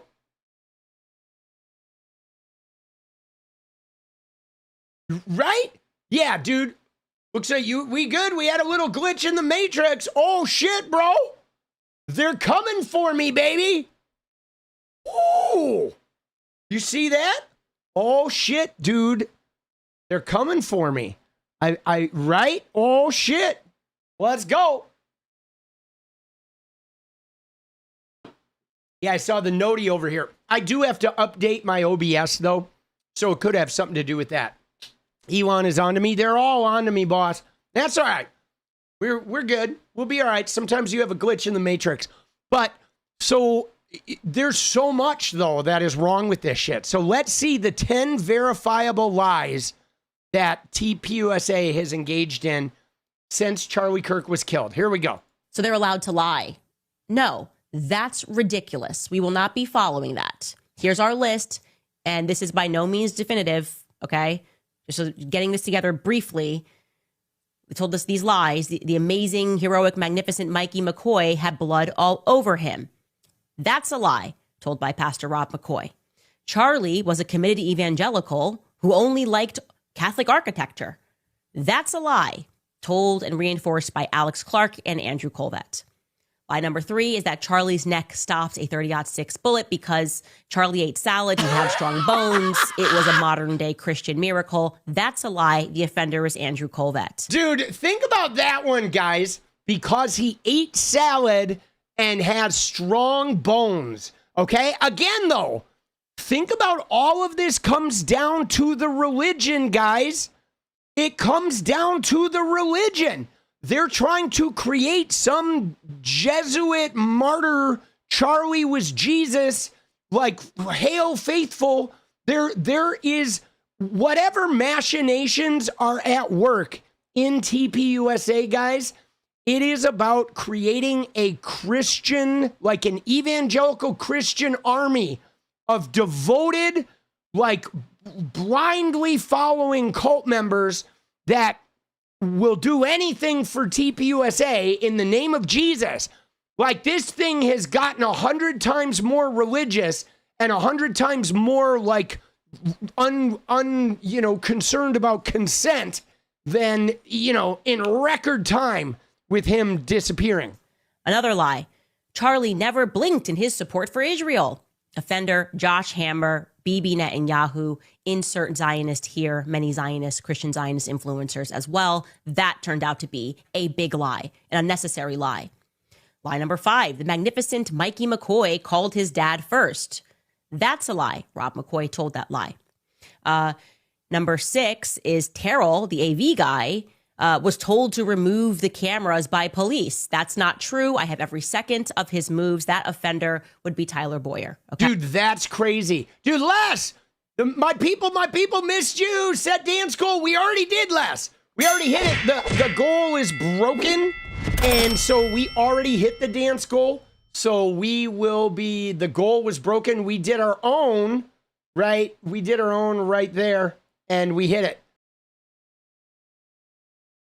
All right, we had another glitch. Oh no, boss. Dude, I'm going to have to update my computer because my shit is fucking glitching over here, boss. Jeez Louise. All right, let's go, baby. We're going to have a little bit of glitches, right? Okay, he lied. Number 7, Terrell moved the SD cards because people were stealing hats. Question mark, Andrew Colvett. What if you were scared about people stealing? Maybe remove the cameras? Very expensive cameras would be the thing that they would steal. What are they going to do with your SD card? They're going to resell that? Like, that doesn't make sense. Those are pretty cheap. Dude! Right? Lie number 8, Ben Shapiro and Charlie Kirk never had any bad blood between them. The offender there was Alex Clark. Ben Shapiro was on her show, and I don't know why she tried that little bit of propaganda when she knew that wasn't factually true. 9, Charlie established Doge, and that wasn't unusual. Turning Point financially audits the company every year since its inception. Lie. Doge was entirely different from the apparatus of financially auditing yourself, which is recommended and actually in some states required for a company that size. That's 501c3.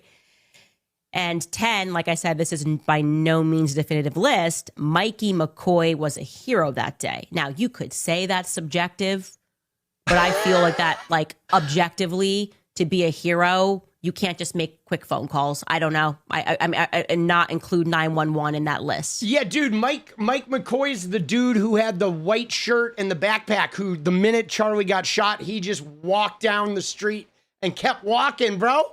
Oh, dude. Dude, that shit is amazing.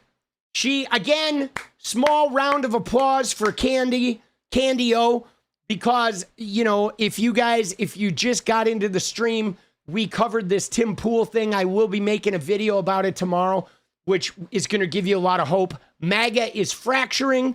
They are falling apart. Dude, they are. Dude, MAGA is going down the fucking tubes, boss. Okay? They are. They're going down so hard. Okay? And Candy O is the chief responsible. Okay? All right. Now, we got to get to Megyn. Dude, what is going on with Megyn Kelly, bro? Like, can we just... I mean, dude, I just don't understand, right? I just don't understand the what's going on here. All right, now, first off, if we're literally just looking at the etymology of the word, yes, Jeffrey Epstein, technically, the word pedophile means prepubescent. Okay, so the word pedophile means an adult person messing around with somebody who's like 9 or 10 or 11. Okay, if they're a teenager, if they're 14, it's a hebiophile. Okay. There is the word, okay? The word is...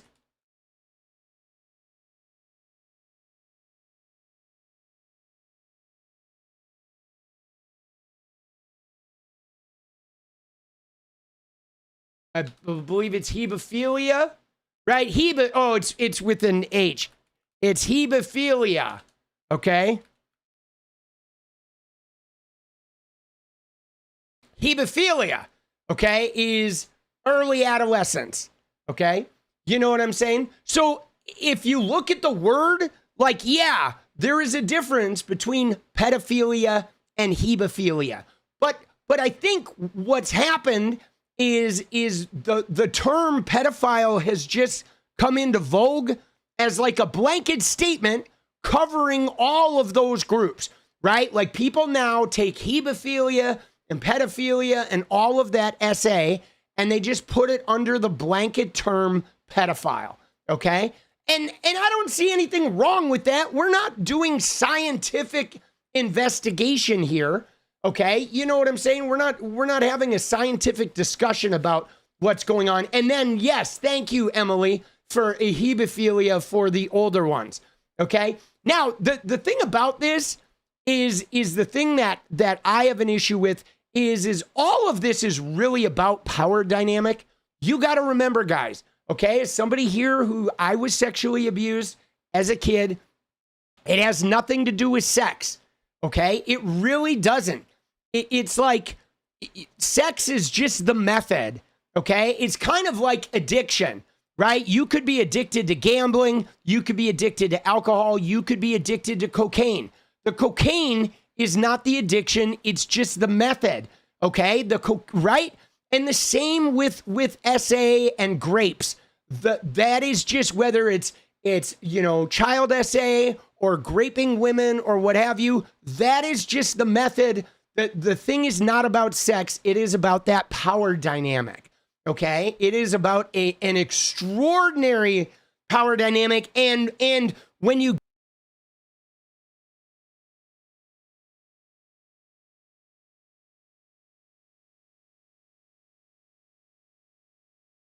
yeah, dude, I don't know. I think there's something with my OBS. I think I have to upgrade my OBS, so we may cut out a few times. But so for me, I was in first grade, and so like a first grader doesn't have any concept of that stuff, right? And so that innocence is what really makes the crime so devastating, because they were exposing me to things that I couldn't even conceptualize, right? And they were trusted adults or older figures that were supposed to be, I was entrusting my care in them. You know what I'm saying? So anyway, if you want to get into the word etymology is one thing, but like the fact that Megyn Kelly is now like commenting about this shit, okay, where she is now commenting in a way that seems like slightly defending, Epstein, which in turn is slightly, I don't even think it's about Epstein. I think it's about trying to minimize. I mean, think about what she's doing, guys. She is trying to downplay the crime, okay, to make it seem like, well, this wasn't really that big of a crime because these were older teenage girls that were there of their own volition. I've seen many people, even on Twitter, like big right-wing accounts saying these girls chose to be there. And I got into some of the replies about that, being like, dude, those girls didn't choose to be there. Those girls were in a trauma response. Like, all of those girls were abused in their houses and shit. They were there because of trauma and money and emotional and manipulation. And then once they went there Epstein was threatening their families. And then it became coercion and literally, Virginia Giuffre told the story about how on her second night at the mansion, they already had a picture of her young brother in the kitchen. And she's like, why is my little brother's picture here? And Epstein was like, I know where he goes to school, if you get my drift. And it was essentially very well made very clear to her that if she didn't continue coming back and doing what they wanted, they were going to kill her younger brother. Okay? So a 16-year-old now is like, God damn, I have to keep doing this or they're going to kill my fucking family, right? That's a problem, guys. That, it goes beyond them choosing to be there. So let's see if we can find a clip here, okay? Let's see what we got here. All right, here we go. You feel... All right. So this is two Megyn Kellys, okay? Now look at this. You ready? We're going to see back to back. This is Megyn Kelly in 2018 during Trump's first term. And now we're going to see Megyn Kelly in 2025 during Trump's second term. All right. You feel as a victim. You feel a victim. To people who are going to be out there, because some are going to judge and say, you were 15, you were 16, you were 17, you were a willing participant. Again, the legal age of consent in California is 18. So there's no consenting for a 14 or even a 17-year-old in these circumstances. Okay, there's no consenting for a 14 or even a 17-year-old is what she said in 2018. Now, there's another layer about consent, guys, that has to do with power. And this is where it gets dangerous because technically an 18-year-old can consent legally, right? An 18-year-old is legally allowed to consent. However, if you're an 18-year-old actress and the person asking for your consent is the head of a movie studio, you don't have consent anymore. that there's a power dynamic there where you are not really available to consent, because if you can't say no, because that will potentially end your fucking entire career right there, okay? When you are 18 years old and a 50-year-old person that is the most powerful person out there, you don't have availability of actual consent, okay? And that's where the power dynamics get really fucking weird and gross, okay? And it was especially with these young girls too, okay? If Bill Clinton was there or Donald Trump was there, you don't have access to that kind of consent, all right? But anyway, she said 14 or even 17, you right? There's no consenting for them. All right, let's see what she says today, though. All right. 18-year-old in these circumstances. As for Epstein, I've said this before, but just as a reminder, I do know somebody very, very close to this case who is in a position to know virtually everything. Not everything, but virtually everything. And this person has told me from the start, years and years ago, that Jeffrey Epstein, in this person's view, was not a pedophile. This is this person's view, who was there for a lot of this, but that he was into the barely legal type. Like he liked 15-year-old girls. Dude, again, like, why does she feel like she has to make that fucking distinction? The barely legal types, like, boys will be boys, locker room talk. Like, what is she doing? And yeah, she is softening the blow for these guys. It's like, think about it. If she has a friend who kind of knows just about everything, she probably knows a lot of the people that are on this list. Okay? She knows some of the people maybe that are going to have to deal with this when it comes out. But she's like, softening the blow for these wealthy MAGA power mongers. And I realize this is disgusting. I'm definitely not trying to make an excuse for this. I'm just giving you facts. That he wasn't into like 8-year-olds, but he liked the very young teen types that could pass for even younger than they were, but would look legal to a passerby.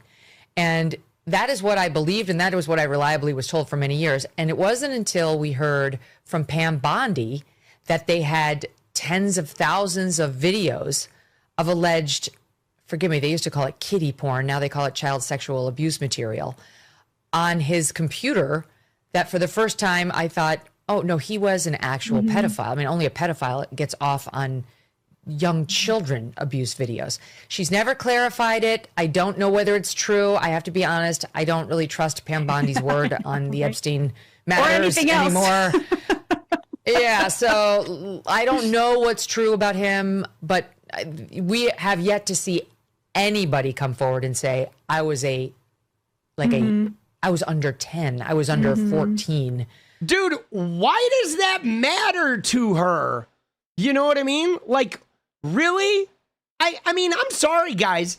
Here's my thing is if somebody's under 10, like, it certainly increases the severity of the power dynamic and absolutely is brutally traumatizing to that young person. But like, there's no way, I don't know. I'm not looking at if she's 14 that it's somehow better or less damaging to the 14-year-old.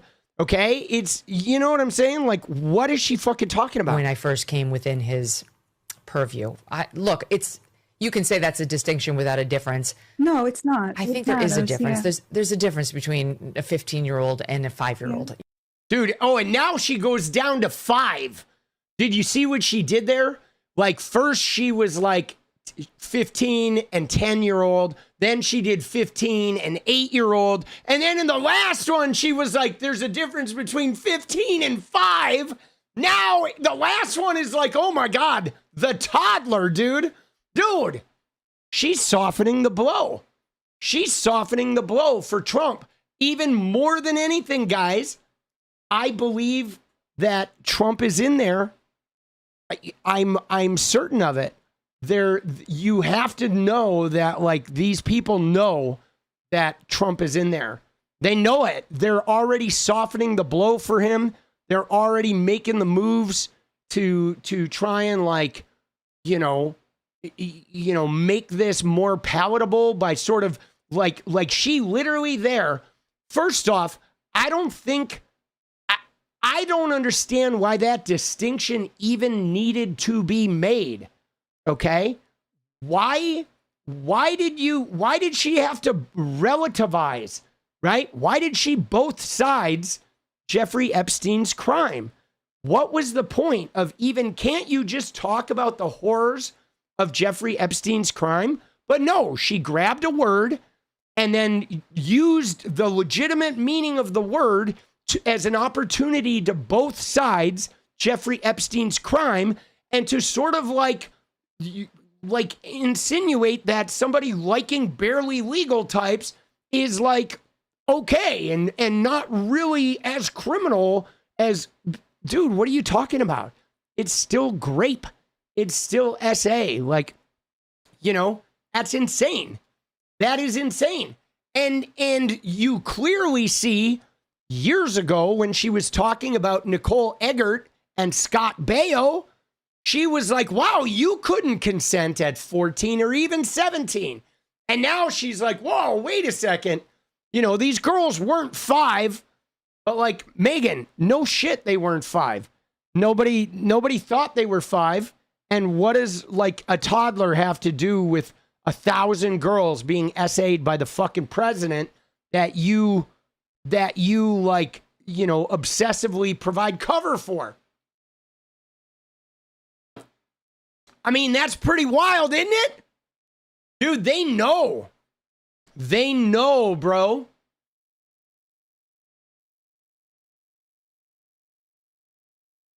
Oh, man, dude.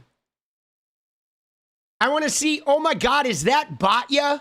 Dude, I didn't realize who she's talking to, dude. She's talking to 𝗙𝗏𝗟𝗡 or whatever. Do you know her? This is Cenk Uyghur girl, right? This is fucking 𝗙𝗏𝗟, the crazy Zionist that like fought with Cenk Uyghur. That is like, why are they having like this Megyn Kelly's Zionist, oh, he wasn't really a pedophile content? What are they doing, bro? That makes it even creepier. Dude, let's watch and see her reaction. I want to see her facial reaction. I didn't recognize her because we didn't see her. We just heard, like, all we heard was her voice, but I want to see her facial reactions to this. As for Epstein, I've said this before, but just as a reminder, I do know somebody very, very close to this case who is in a position to know virtually everything. Not everything, but virtually everything. And this person has told me from the start, years and years ago, that Jeffrey Epstein, in this person's view, was not a pedophile. This is this person's view, who was there for a lot of this, but that he was into the barely legal type. Like he liked 15-year-old girls. And I realize this is disgusting. I'm definitely not trying to make an excuse for this. I'm just giving you facts. Giving you facts. Dude, she was like, oh, dude, what? Dude, Cenk Uyghur, boss. He wasn't into like 8-year-olds, but he liked the very young teen types that could pass for even younger than they were, but would look legal to a passerby. And that is what I believed, and that was what I reliably was told for many years. And it wasn't until we heard from Pam Bondi that they had tens of thousands of videos of alleged, forgive me, they used to call it kiddie porn. Now they call it child sexual abuse material. See, the thing about that, like the Pam Bondi's comment was like, I always wondered about that comment by Pam Bondi because I don't think that's accurate, right? Like, I thought she was referring to what he did with all the young girls as that, right? I thought that was Pam Bondi's way of like overstating, I mean, or accurately stating, because they are all kids, right? They're all kids, but I've not seen any like indication that he was like a child porn collector, a 𝗙cie𝗶𝗏 collector. I mean, he was, in the fact that he was making that with the girls he was involved with and shit and filming people. So it is all that, but not in the way that I think Megyn Kelly is talking about, where she's like talking about 5-year-olds and shit. On his computer, that for the first time I thought, oh no, he was an actual pedophile. I mean, only a pedophile gets off on young children abuse videos. She's never clarified it. I don't know whether it's true. I have to be honest. I don't really trust Pam Bondi's word on the Epstein matters anymore. Yeah, so I don't know what's true about him, but dude, these women are so creepy. Like, who watches these women and is like not severely creeped out? Like, this is some Stepford Wives kind of shit. Seriously. I try to think of like, who is their audience, right? Like, who is 𝗤𝗙𝗋𝗃𝗃 audience, dude? She is so weird. She is such a fucking bizarre person now. Such a right-wing bootlicker. You know what I mean? I mean, she's like Scott Jennings on some bad acid, boss. Like, seriously.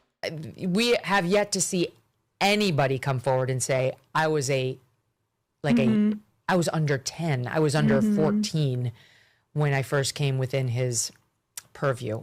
Look, you can say that's a distinction without a difference. No, it's not. I think there is a difference. Yeah. There's a difference between a 15-year-old and a 5-year-old. You know, it's just whatever. There's a difference between a 15 and a 5. All right, thank you, Megyn. There is indeed a difference between 15 and a 5-year-old, but the one question I have for you, Megyn, and for you, 𝗤𝗢𝗄, fucking Cenk Uyghur's little, like, concubine, my question is why the fuck are you talking about 5-year-olds? Who even brought 5-year-olds into the conversation? Oh, I get it. You're trying to both sides his shit and like reduce they're totally both sidesing that shit, and that's crazy, man. Right?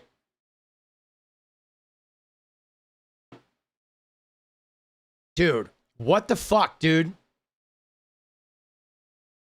Dude, this is so gnarly. Dude, she's getting hammered in here, too. Dude, look at this.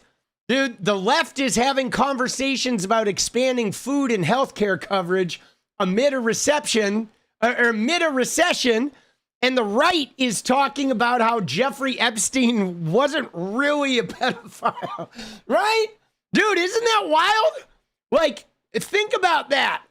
The two sides are not the same. One side is like, God damn, we need better health care, and we need affordable rent, and we need access to food and education. And the other side is like, well, Jeffrey Epstein wasn't really a pedophile, and Matt Gaetz didn't do anything that bad. Now, did he? Dude, can we look at Matt Gaetz for a minute? Can I segue to Matt Gaetz real quick while we're here? And then we're going to go look at some Shanky Uyghur, some Cenk Watch, and then we're going to have a dance party. But dude, did you see that shit on Matt Gaetz? Dude, this is gnarly, guys. Look at this shit. All right, first off, look at what the 𝗦𝘃𝗀𝗏 did. Dude, Trump, look at this. 76,000 likes. We are so back. Okay? And then 𝗦𝘃𝗀𝗏 fucking ratioed the White House with the we. Oh, shit. Dude, brutal ratio of the White House. But, like, can we stop for a minute and just look at this? Look at this, dude. This is just unfucking believable. Okay? Matt Gaetz. Now, remember, guys. Okay? Remember that Donald Trump wanted this guy to be the Attorney General. This was Donald Trump's pick to be the highest level law enforcement person in the country. Okay? Now, let me just say that I think Donald Trump should be impeached and removed for office simply for that level, right? For that level of poor taste and poor judgment, right? To want the highest law enforcement officer to be a criminal, sex offender, is like, you should be disqualified from being president simply for having that terrible of judgment, you know? Dude, Les, bringing my own super chat to the dance party, loves hugs and snugs from KC, home from my favoriteest team in the NFL, the Raiders. Let's go, Les. Thank you. Just kidding. The Chiefs. You had to throw that in there. You had to have me say the home of my favoriteest team in the NFL, the Chiefs. All right. All right. That's how it's going to be. Let's go. All right. Dude, she's from Kansas City. She likes to rub that in. It's okay. Dude, the Raiders are so bad this year. I know you do. Dude, the Raiders are so bad. Like, it's hard to watch them this year. I mean, watching them the last game with the block punt and the missed field goal and Geno Smith just being terrible, I was like, really? Like, really, dude? What is going on, bro? I don't think Pete Carroll has it anymore, boss. But whatever. But look at this, guys. This is about as dystopian of a story. Thank you, Les. Thank you. This is about as dystopian of a story you're going to see, guys. It says, new, for the first time, the story of the 17-year-old girl who testified she had sex with Matt Gaetz for money. She was living in and out of a homeless shelter. She was working at McDonald's. She had just finished her junior year in high school, and she wanted extra money to save up to pay for braces to fix her teeth. Bro, he's taking advantage of a 17-year-old that's in and out of a homeless shelter, working at McDonald's, and saving up money because she doesn't have access to health care. Like, what a fucking degenerate pig. And everybody who has supported this guy is a fucking degenerate pig. Okay? In Matt Gaetz scandal, circumstances left teen vulnerable to exploitation. A 17-year-old with a homeless parent wanted money for braces, ended up having sex for money with powerful men. She wants the public to have a fuller understanding of how she was victimized. Now, guys, can I just say right here, guys, that, like, we need to pay attention to this, because look what's going on, guys. We're literally salivating over the release of the Epstein files from 20 years ago, okay? 30 years ago with Trump and Epstein. But this shit is still happening right now. This is like 5 years old, right? So it's like Epstein is alive and well, and his same trafficking to powerful fucking congressional losers like Matt Gaetz, Republican Maga pedos, that shit is still going on, okay? You know what I'm saying? Like, right now, Epstein, we have brand new Epstein files right here. You know? I mean, what are we doing, bro? She was 17, a high school junior in Florida. She was working at McDonald's and living in and out of a homeless shelter, right? And she was living in and out of a homeless shelter. Hoping to save up to buy braces to fix her teeth, she falsely advertised herself in 2017 as 18 years old on a website that matches men looking for companionship with young women looking to make money. What followed would set off a chain of events that would have a dramatic impact on her life and help upend the political career of one of the men she would encounter, Florida Republican Matt Gaetz. Okay, Mr. Gaetz was investigated by the Justice Department for child sex trafficking, but never charged. Following the election last year, he was Trump's first choice to serve as Attorney General. He subsequently resigned from Congress, withdrew consideration under a storm of scrutiny, and he withdrew from Congress so there wouldn't be an opening of the file on him, right? So gross, dude. And now he has a podcast, and he's still supported by all these right-wingers. A bipartisan House Ethics Committee investigation later determined there was substantial evidence that he had sex with the 17-year-old. The report included testimony from the girl, but how she was paid by Mr. Gaetz for the sex. For all the public furor over Gaetz, who always asserted he broke no laws, even as the House Ethics Committee found that he violated Florida's statutory rape laws, little attention has been given to the story of the girl, the survivor, how she came to be exploited, and how she has coped with what happened to her and the ensuing political scandal. Last month, in response to a request from the McClatchy newspaper chain, a federal judge in Florida unsealed court documents from a related civil case that shed some light on her background.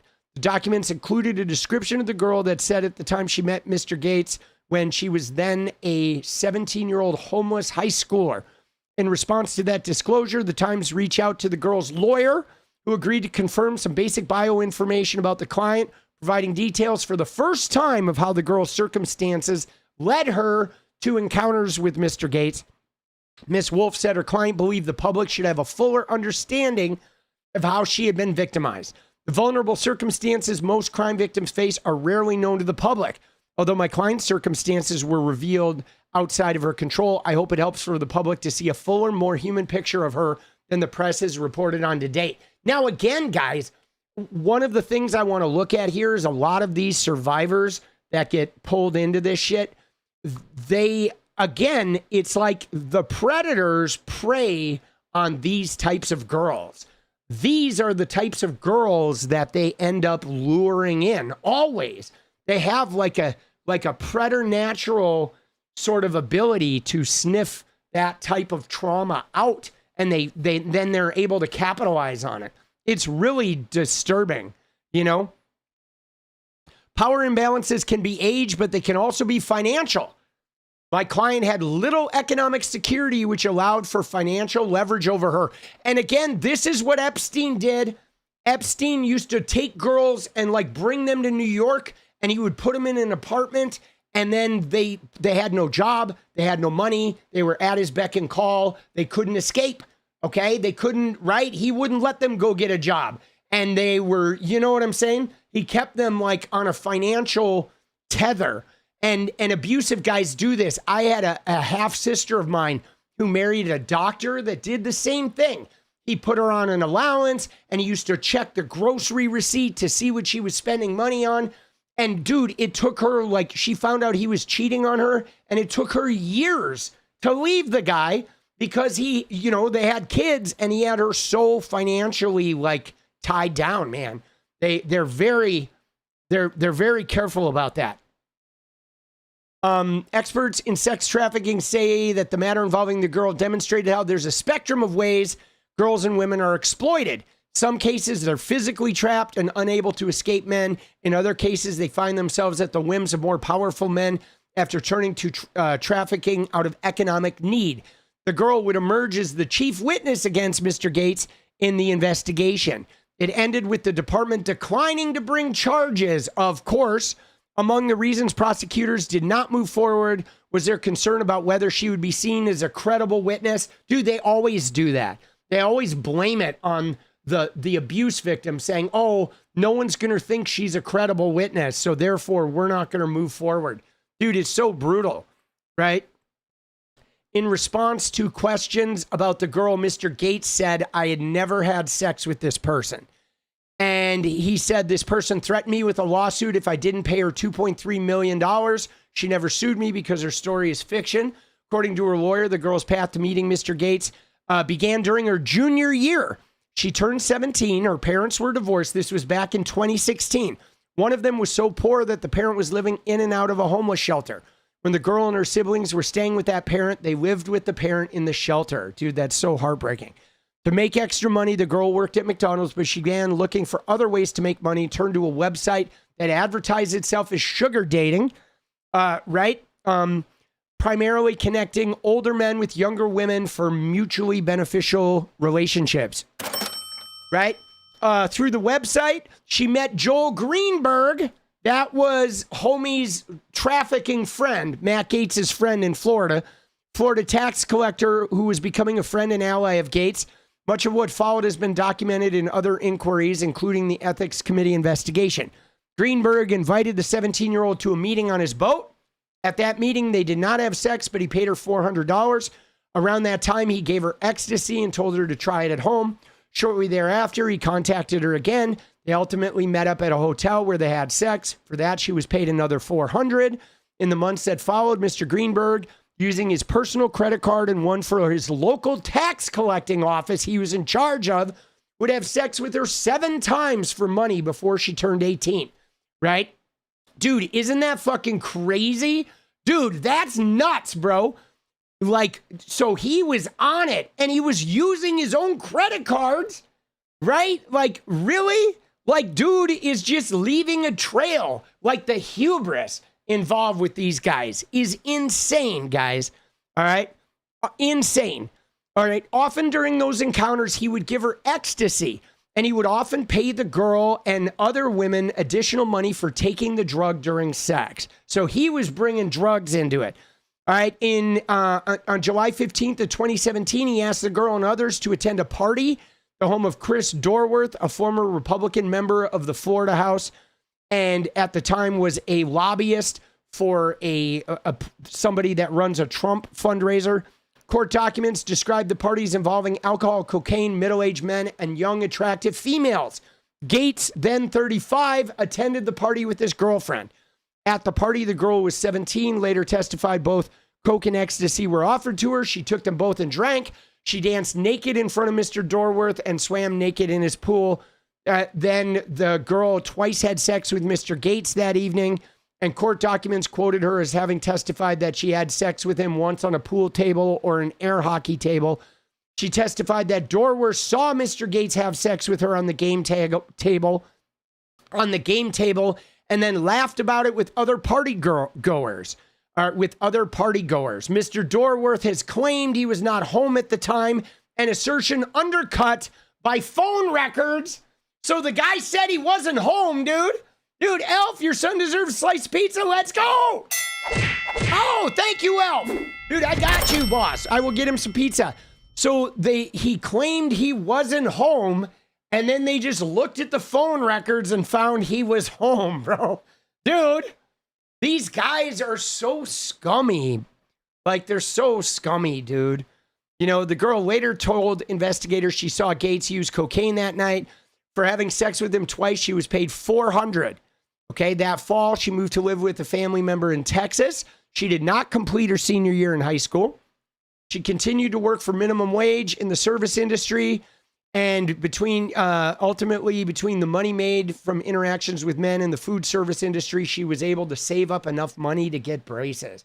Now, guys, wouldn't it be great if we lived in a country where if you needed braces, you could just get braces and you wouldn't have to, like, go into sex work or work 4 fucking jobs as a teenager to get braces? Like, dude, just everybody should be able to get fucking braces, man. What kind of world are we living in, boss? Like, Jesus H. Christ. Like, to me, that is so dystopian, you know?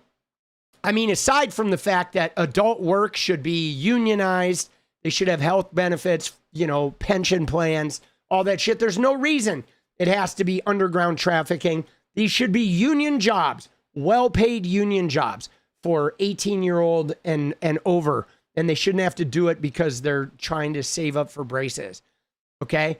And then several years later, Mr. Greenberg came under investigation trying to undermine a political opponent by mailing fake letters, okay, claiming the opponent had sex with the student. As part of that investigation, they uncovered it. So look at what happened, guys. Years later, the Greenberg guy mailed fake letters to a political opponent claiming that guy was having relations with a student, and he was making it up. But in the investigation, they discovered that Greenberg was dirty. Like, what idiots these guys are. They're so dumb. Okay, during the investigation, the girl hired a lawyer, was subpoenaed to testify before a grand jury. Greenberg pled guilty, okay, to sex trafficking a minor. And in late 2022, the girl lawyers sent letters to Gates and Dorworth about a financial settlement. And the girl never sued, right? Dorworth sued her and setting off depositions and exchange of evidence. And then he dropped the case. But some of the documents were given to the ethics committee. See, there you go, man. You know, she never sued. Dorworth sued her. And his suit of her provided the depositions that ultimately sank these guys. Oh my God, bro. Unbelievable. Unfucking believable, bro. And again, though, this guy still has uniform support from MAGA. Okay?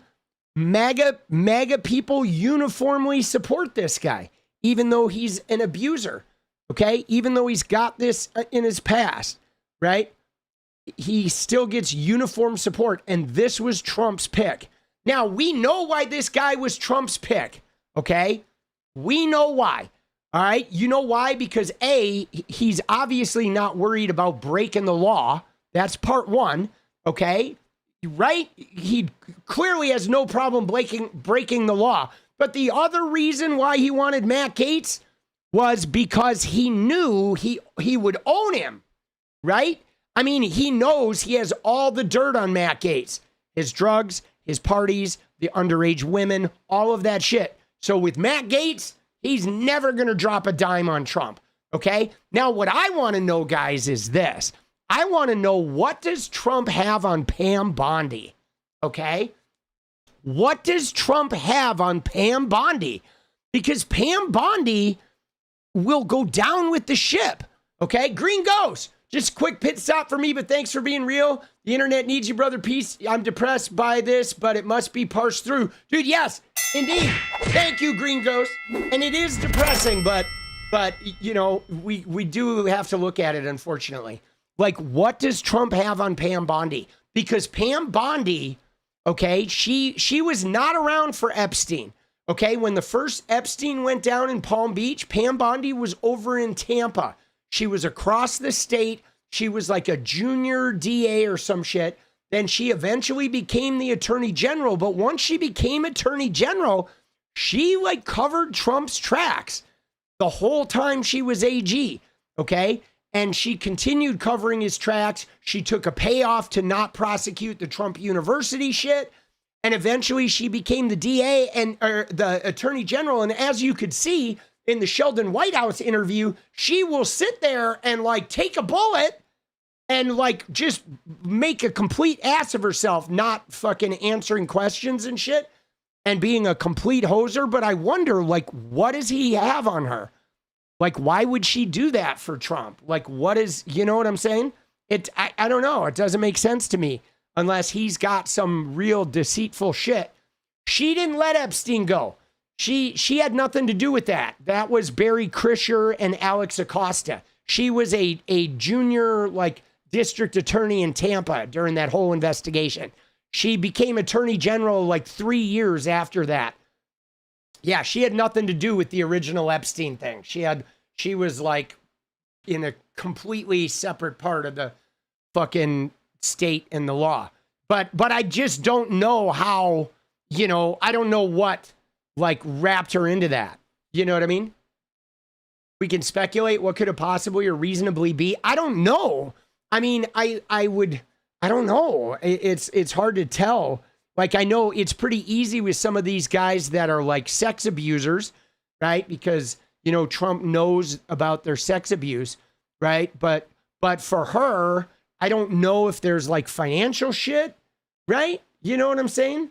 If there was financial stuff, or, you know, she may have been like, you know, I mean, when I think about it, you know what I thought of? I just thought of, because somebody said she met him like way back. Maybe she was like a confidant for him, right? Maybe there was some sort of financial or other protection for her. And maybe she, since she was like a junior DA, would help him get access to information. Okay, because one thing that people like Trump do is they have people on the inside that get them information. You know, like for example, if you know somebody who works at the DMV, you can look up people's license plates and you can run, you know, license plates and get people's, you know, fucking addresses and shit. Or if you know somebody who works in one of the county offices, they can find out information on trials and judges and what have you, or lawsuits. You know, I mean, Trump's always used the courts, okay? He's used the courts really fucking, you know, in very sneaky ways his whole life. So it's possible that, you know, she was an informant of his inside. I don't know. But yeah, man, that shit is grungy, isn't it? Isn't it?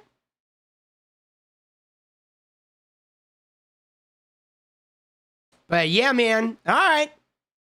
Dude, Antifa's trending. Uh-oh, look out.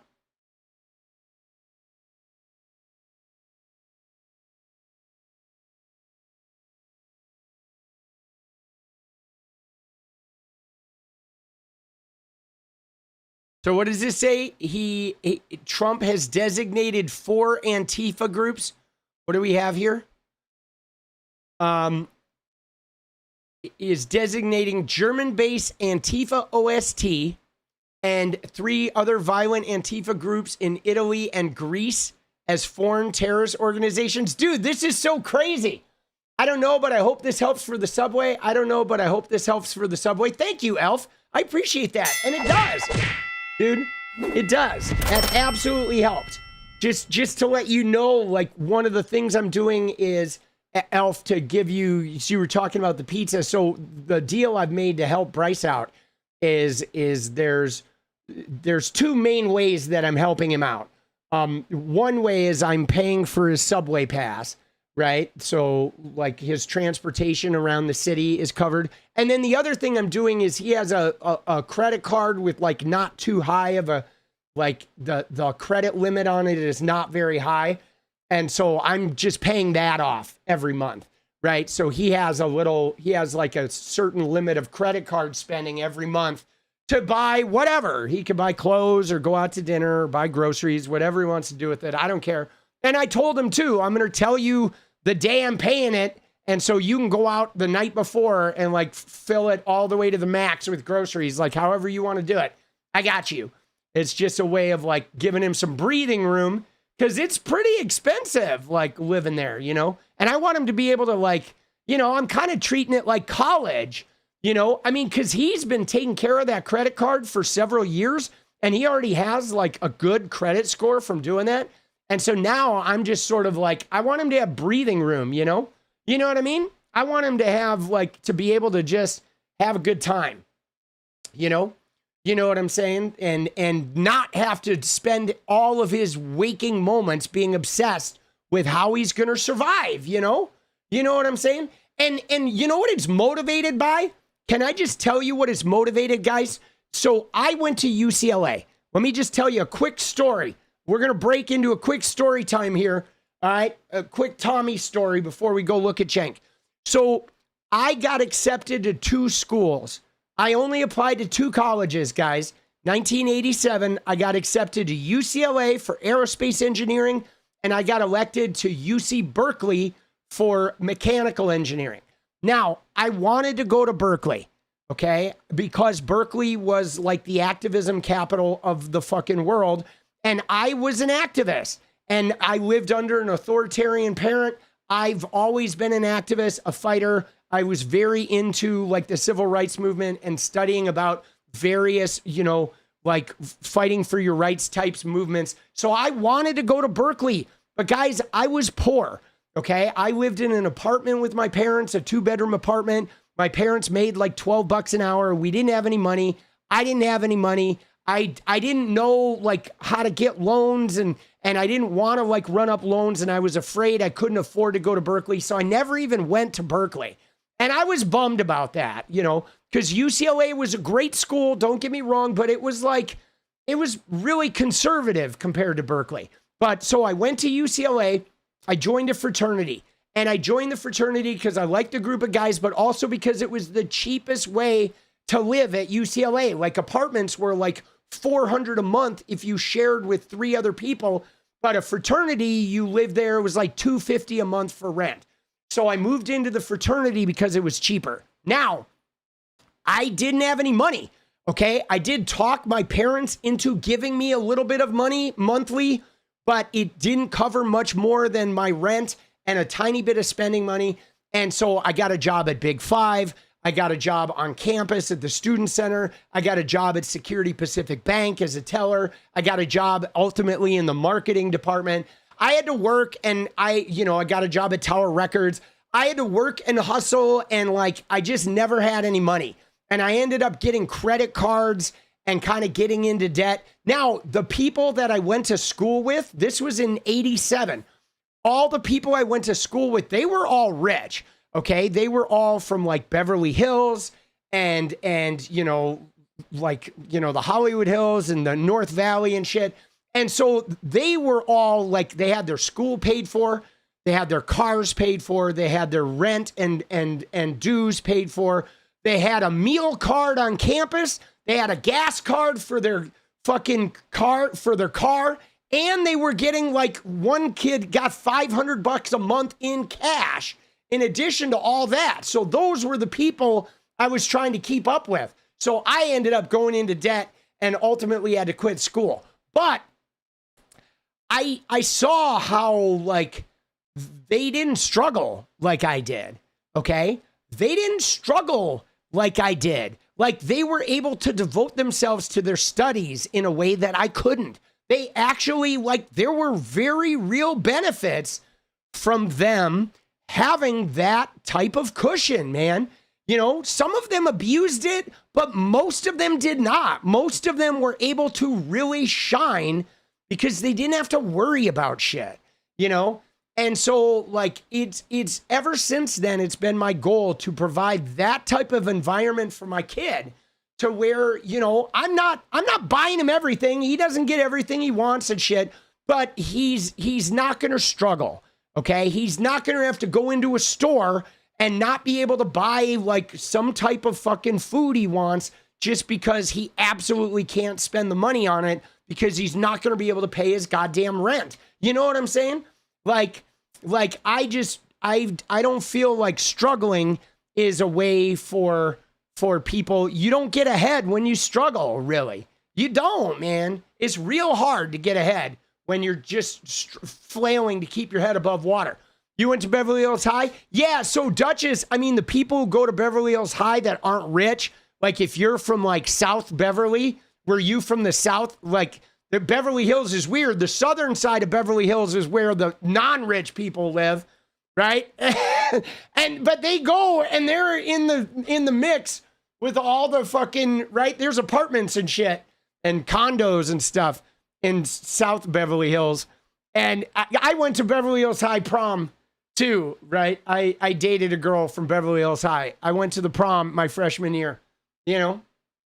Let's go, baby. Oh, shit. Oh, shit, boss. Dude, the Beverly Hills High prom was nuts. Dude, it was crazy. Their after party, they rented the fucking, right?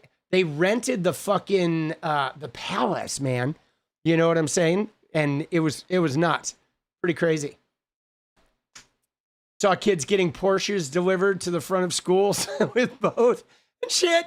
Dude, yeah, the palace. Dude, do they still do that? They did that in the 80s. Right, dude, the right, they had the fucking that's the way it was, right? They had the dance, and then after the dance, they rented out the palace, and it was just all Beverly Hills High people partying all night at the palace, which the palace is like a really nice, like general admission music venue, you know, but the whole place was just Beverly Hills High. It was amazing, dude. How is socialism bad? Dude, socialism is not bad. It isn't, dude. Let me just tell you, even with this right now, what I'm doing with this, okay? I made a career doing Fortnite, but the only reason, guys, I was able to build a little bit of a Fortnite empire and playing video games was because of socialism. Because I didn't have a house payment, okay? I was living on credit cards for several years, but I could only do that. I could shuck and jive because of no house payment. And so I could work 50 hours a week just making content and streaming Fortnite. And then when I had that, when I wasn't struggling and I had the credit card money to upgrade my computer, no house payment, I could live on credit cards for a couple of years, boom, I fucking made it. And then what happened was when I switched to politics, I fucking, I had to sort of do the same thing when I switched to politics where, again, my mom had passed away and I got like $20,000 from her, like, I guess they sold her house or whatever and they split it among the kids. So I had 20 grand in the bank to pay like my car payment and my minimum credit card payment. And then I lived on an American Express card for 2 years, right? While I built the political channel. And now I hopefully is like the channel's blown up really big actually in the last couple months. So I should be out of debt by February, I think. I'm hoping I'll be out of debt by February. But that's kind of what I've been doing. But again, it's because I have no house payment. If I had a house payment, dude, I would not fucking be able to do this. I'm 56. I was born in 69. I was born in the year, baby. Let's go.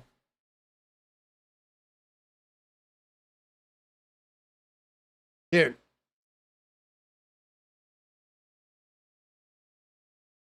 See, the thing about socialism, guys, the thing about socialism is socialism is never actually the problem. Every time the problem has been oligarchy, right? Oligarchy and dictatorship. Okay? There's never been an issue with socialism. But when that socialism becomes a dictatorship and it's an oligarchy and there's corruption and everything that's being done is being done to line the pockets of the dictators, that is what has killed those systems. Okay? I mean, think about this, guys. You have publicly run fucking corporations and they work fine. There's no reason you couldn't have a publicly run government corporation and not have it work fine. Okay? If you root out the corruption and make it so the power is not distributed amongst a handful of people. It's like the fewer the people that manage the power, the more corruption. I mean, that's why Donald Trump expanding the powers of the executive branch is the most corrupt fucking thing ever. Because the fewer the people, the more they're fucking corrupt, right? Dude, yeah, sorry, buddy. You're not going to come in here and fucking say that specific groups are the problem. You do need to slow that shit down. We're not going to have any Jewish bashing here in my chat, right? You can certainly talk about Netanyahu and the IDF and all that, but we're not going to make blanket statements about Jews or groups of people, right? I mean, dude, you want to talk about the toxicity of the Abrahamic religions? Fine, we can talk about that all day, all right? But we do have to be careful. I was in a Jewish fraternity, guys. I am not Jewish, but I was one of two non-Jewish guys in my fraternity in college. So I have a long history of hanging out with wonderful Jewish people from all different walks of life. So you got to be careful the way you slander that shit in my chat. We're not having it, okay? We're not having it, boss. All right? Dude, let's go. Dude, there's dude, I don't like that. I don't like the anti-Semitism. I don't like the Islamophobia. Dude, I don't like any of that shit, man. That shit really creeps me out. You know what I'm saying? It does, dude. I feel like it's all rooted in racism too, because of the Semitic, the Arab people. Dude, I don't know what it is, man. It's so weird to me too that obviously Jesus was a Semitic Arab person, and yet somehow Christian America is super anti-Arab, right? They're anti-Levant, even though supposedly their deity is from the Levant. Dude, what the fuck is wrong with that, bro? Dude, shout out to all of our Jewish and Muslim homies, all right? And our Buddhist homies and our Hindu homies. I think all religion sucks. I do like the philosophy of Buddhism. It's not a religion. There's no deity. I like that shit. Right? You know what I'm saying? What do I think happened on 9/11? I mean, dude, I don't really know what to think about 9/11. I mean, I know that it was paid for by Saudi Arabia. That's what I know. All right? If you're looking at who funded 9/11, it was Donald Trump's buddies. Okay? The same people that funded Jared Kushner $2 billion to bonesaw that journalist are the people who funded 9/11. All right? Let me just say that. All right? The people who funded it never actually got dealt with. All right? Let's go. That's the only thing I'm going to say about 9/11. Okay? I mean, dude. Fucking A. All right. But dude, yeah. I just don't like that. Like, I don't like that kind of shit.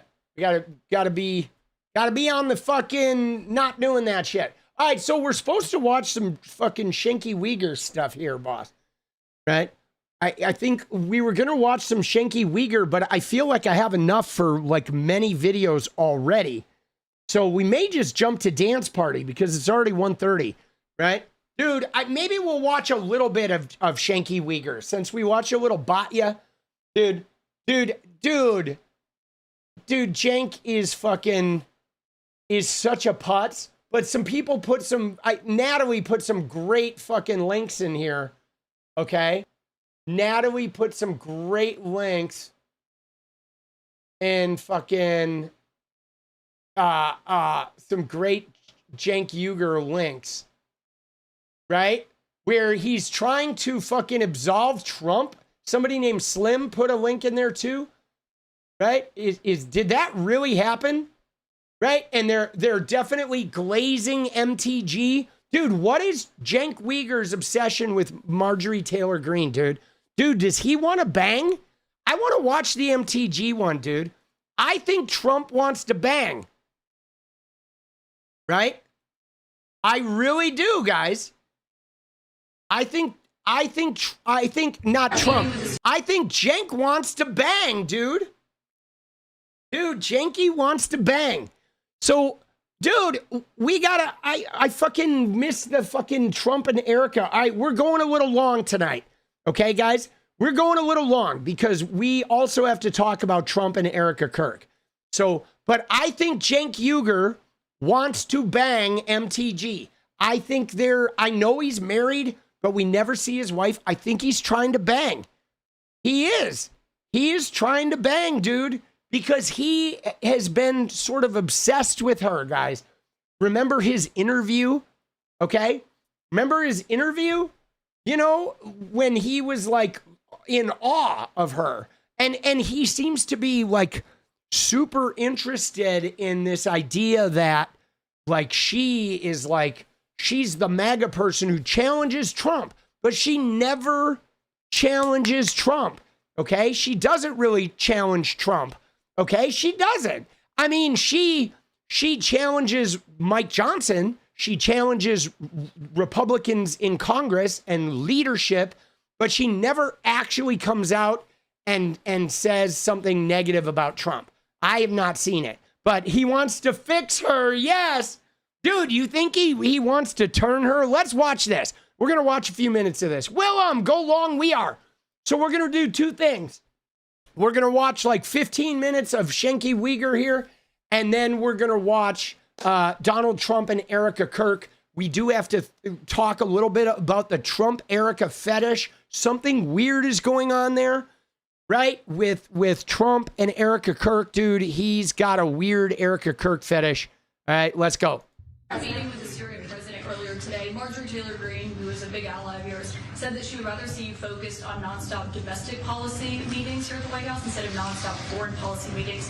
What's your response to her saying that, and also saying that grocery prices are up and not down, as you've said? Yeah, so I don't know what happened to Marjorie. She's a nice woman, but I don't know what happened. She's lost her way, I think. Well, it appears that Dude, she's lost her way. All right, first off, I went to the grocery store like 5 hours ago, guys. Grocery prices are not down, okay?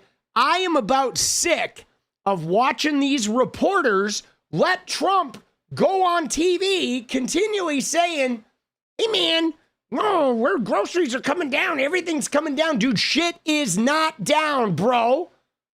Okay? Shit is not down. Okay? Dude, I paid like $17 for a fucking ribeye steak, bro. You know what I'm saying? Like you could buy like a TV dinner is like $7, man.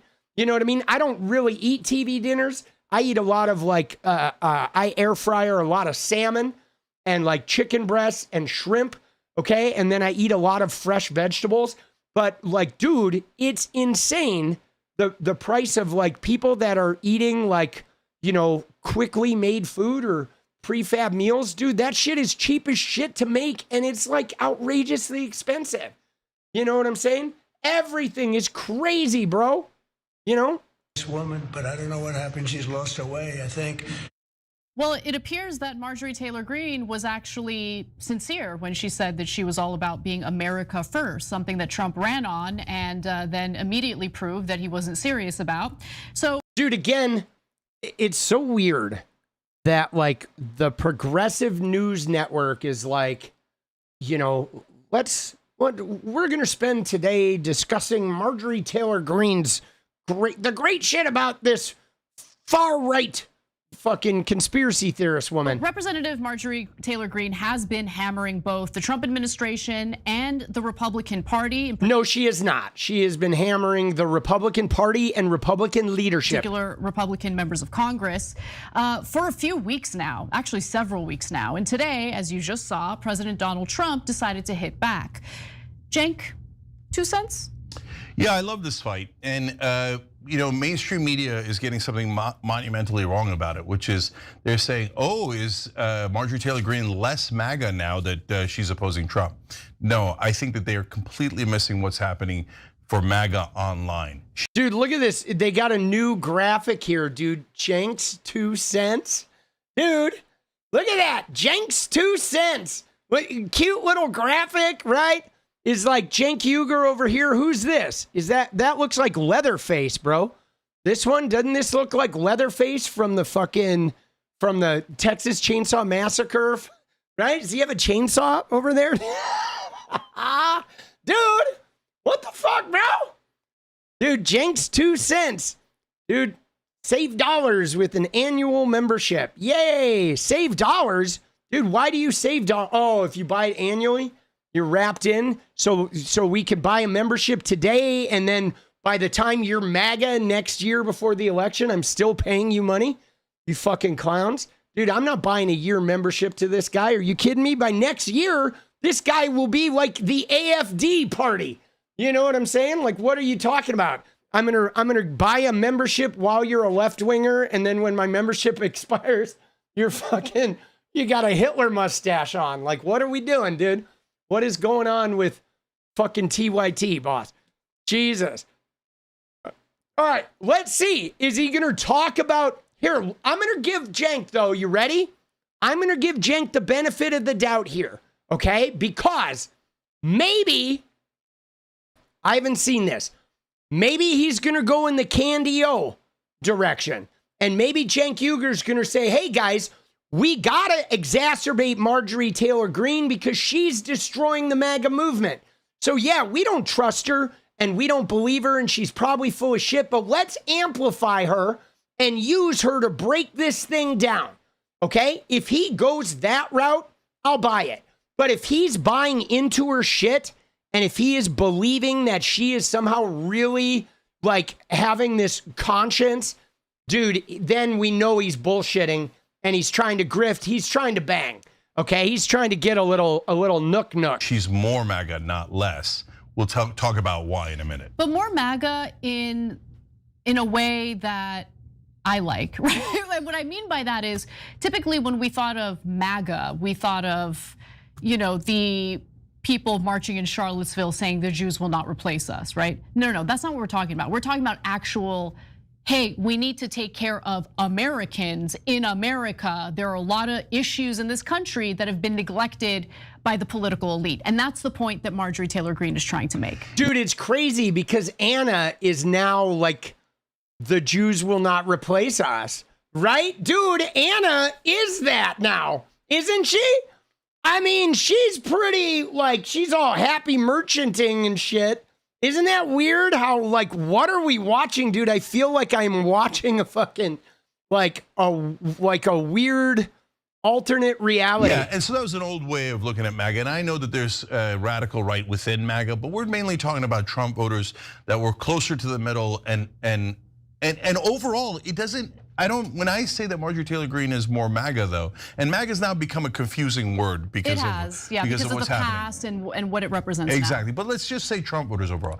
Is she more representative of the entire spectrum of Trump voters than even Trump is at this point? If you did it policy by policy, I'm positive Marjorie Taylor Greene would win. And this story proves it. So let's get into the nitty gritty here because, well, before we get to some of the more recent criticism from Congresswoman Greene, I think it's worth hearing a little more of what President Trump had to say about her.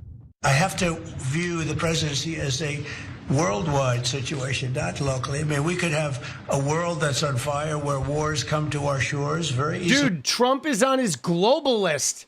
You hear that? Trump is a globalist now. Dude, like MAGA is so jacked. Trump is a globalist, H-1B, Chinese students, fucking tariffing the shit out of America, give money to Argentina, full support of Israel, right? Don't pay FEMA money to red states that need it, threaten everybody in America, right? Dude, he is now like crazy. I mean, you knew once he started hanging out with Saudi Arabia and Qatar, right? His entire presidency was going to be about not us. Right? It's about like billions of dollars for the Trump family. Okay? That's what it is. He's in there. He's retribution, harm everybody he hates, and collect billions when you pass go. That's his whole thing. He could give two shits about MAGA. He's out. He's fucking, he doesn't care. He doesn't care if JD Vance wins. Right after this, if he's still alive in 2028, he's just going to be fucking critical of everybody. I bet he becomes one of those figures that just talk shit about everybody. So he's like the spoiler. So he can like fuck over the Republican Party if they don't like bow down to him. I bet he's going to do that. He's going to try like either you do what I say or I'm going to help you lose kind of shit. You know, if you had a bad president, we had a horrible president, and we ended up with Russia, Ukraine, and we ended up with other disasters too. Don't forget, I put out 8 wars, 9 to come. But with all of that, I passed a great, big, beautiful bill, which is the biggest tax cuts in the history of our country. So when somebody like Marjorie Taylor Greene, who's now catering to the other side, I don't know what, I guess she's, got some kind of an act going, but I'm surprised at her. But when somebody like Marjorie goes over and starts making statements like that, it shows she doesn't know. Dude, he said she's catering to the other side. So Trump fires first.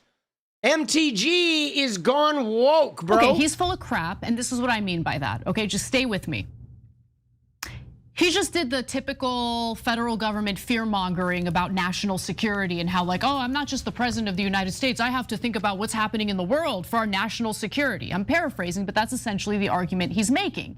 Now, Marjorie Taylor Greene has been critical of Trump because he seems to be very preoccupied with his disgusting foreign policy that has not been beneficial for the American people, but has been beneficial to foreign countries, namely Israel, namely the fact that we have funneled $30 billion in taxpayer money since October 7th to Israel. Now, see, again, she's not been critical of Trump. She's been critical of Republican leadership. Some of that money was allocated by the Biden administration, of course. Dude, we're giving way more money to Argentina than we are to Israel. But you notice how 𝗙𝗙cie𝗶𝗹𝗀 just can't, like everything about 𝗙𝗙cie𝗶𝗶𝗀 is about Israel now.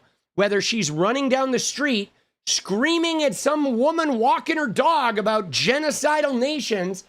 Like, I mean, not that we should be giving Israel money. We shouldn't, right? But we're giving way more to Argentina than we're giving to Israel, right? But she is like, dude, she can't talk about anything else.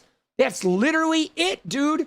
That's all she can talk about. That's why she likes Tucker. That's why she likes MTG, man. But Trump is proud of the fact that he is the most Israel-first president, the most pro-Zionist president, probably in US history, to be quite frank.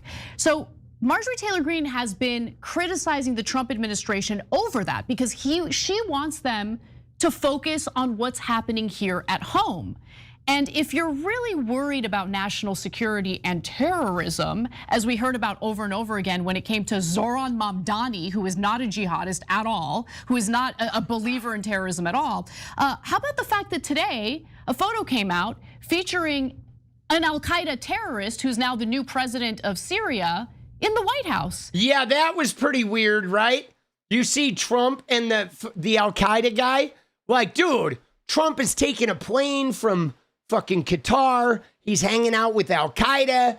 I mean, dude, he is like absolutely not hanging out with the right guys. Cozying up to Donald Trump. Fucking And degenerate. guess what? There he is. Marjorie Taylor Greene made some comments about that. Dude, like, what are these guys doing, man? And MAGA's okay with this? Like, really? Come on, bro. Okay, so that's Ahmed al-Sharaa. That's the individual I'm speaking of. And here's what Marjorie Taylor Greene had to say. The new leader of Syria is a former al-Qaeda terrorist wanted by our government who is meeting with President Trump today at the White House on the US Marines 250th anniversary. Dude, not a good look, guys. Right? I know, dude, the peace president is like bombing fucking Venezuela, threatening Canada, threatening Greenland, threatening Panama, threatening fucking Nigeria, right? He's like hanging out with Al-Qaeda, right? Taking a $400 million plane from the biggest terrorist funder in the Middle East. Dude, he's like, you know, gonna build a Trump hotel on the ashes of dead Palestinians, right? Like, what a fucking dink, bro. Like, and yes, dude, unfucking believable. Thank you, Congresswoman Greene, for making that point. I am absolutely disgusted by this, considering Al-Qaeda carried out the worst terror attack on US soil. Of course, I'm talking about 9/11, when thousands of our people were killed as a result of Al-Qaeda terrorism. But let me— Dude, Anna's so funny when she gets all like, I'm really mad about 9/11, guys. I'm really continue upset. with the rest of her statement. She also said, I would really like to see nonstop meetings at the White House on domestic policy, not foreign policy and foreign countries' leaders. Start by hauling in the health insurance companies' executives, and let's start formulating our Republican plan to save America from Obamacare and ACA tax credits that have skyrocketed the cost of health insurance. So what she's referring to there is Congress's unwillingness and failure in extending subsidies for the Affordable Care Act that would help to keep health insurance premiums low. See, here's the thing though, is at some point, we gotta stop, we gotta let go of the Affordable Care Act, okay? It was great when it first happened, okay? 12 years ago when it came out, but like Trump butchered this thing. His first administration, he gutted and fucking went in the courts and subterfuge, get rid of the mandate, this, that, and the other. They chipped away to where it's not really feasible. Most of the states, especially the red ones, won't expand Medicaid. So the people there, the poor people, are not getting the benefit of it. I mean, some states like California and Oregon took advantage of this. So we have pretty good health care here in Oregon. You don't care what she says? What's her voting record? Yeah, good point, T-Mac. But guys, the insurance companies, dude, no more insurance companies, guys. No more. Healthcare needs to be a nonprofit industry, period. End of story. The doctors can make profits. The fucking surgeons can make profits. The employees can make profits. But the hospitals, the clinics, the fucking, right? The you know what I'm saying? They need to be non-profit enterprises that are fucking taking the government's money and just putting it into care. Okay? We need to get rid of insurance companies. Insurance is bullshit. It's a racket. And these are publicly traded companies. So now all the healthcare decisions are being made to benefit shareholders. Like, what the fuck are we doing, bro? It doesn't matter the Affordable Care Act or what. It doesn't matter. All you're doing is fucking putting money in shareholders' pockets. Okay? We need to stop that shit. We need to just, everybody needs access to healthcare, period.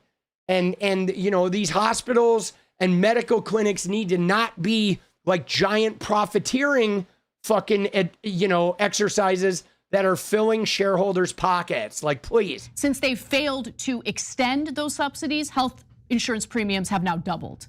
So you're welcome, America. Congress doesn't care about you. The Trump administration doesn't care about you. Yeah, and again, MTG's on something because she's never voted for any of this shit. She could get together with AOC and Bernie Sanders and start writing Medicare for all at any given moment, right? She's basically just being like, you know, Republican leadership bad is what she's doing. She's, you know, And she's got to be doing it for her own, you know, she's trying to get that Senate seat, I think. Now, here's Green's response to Trump, per Caitlin Collins of CNN, of course.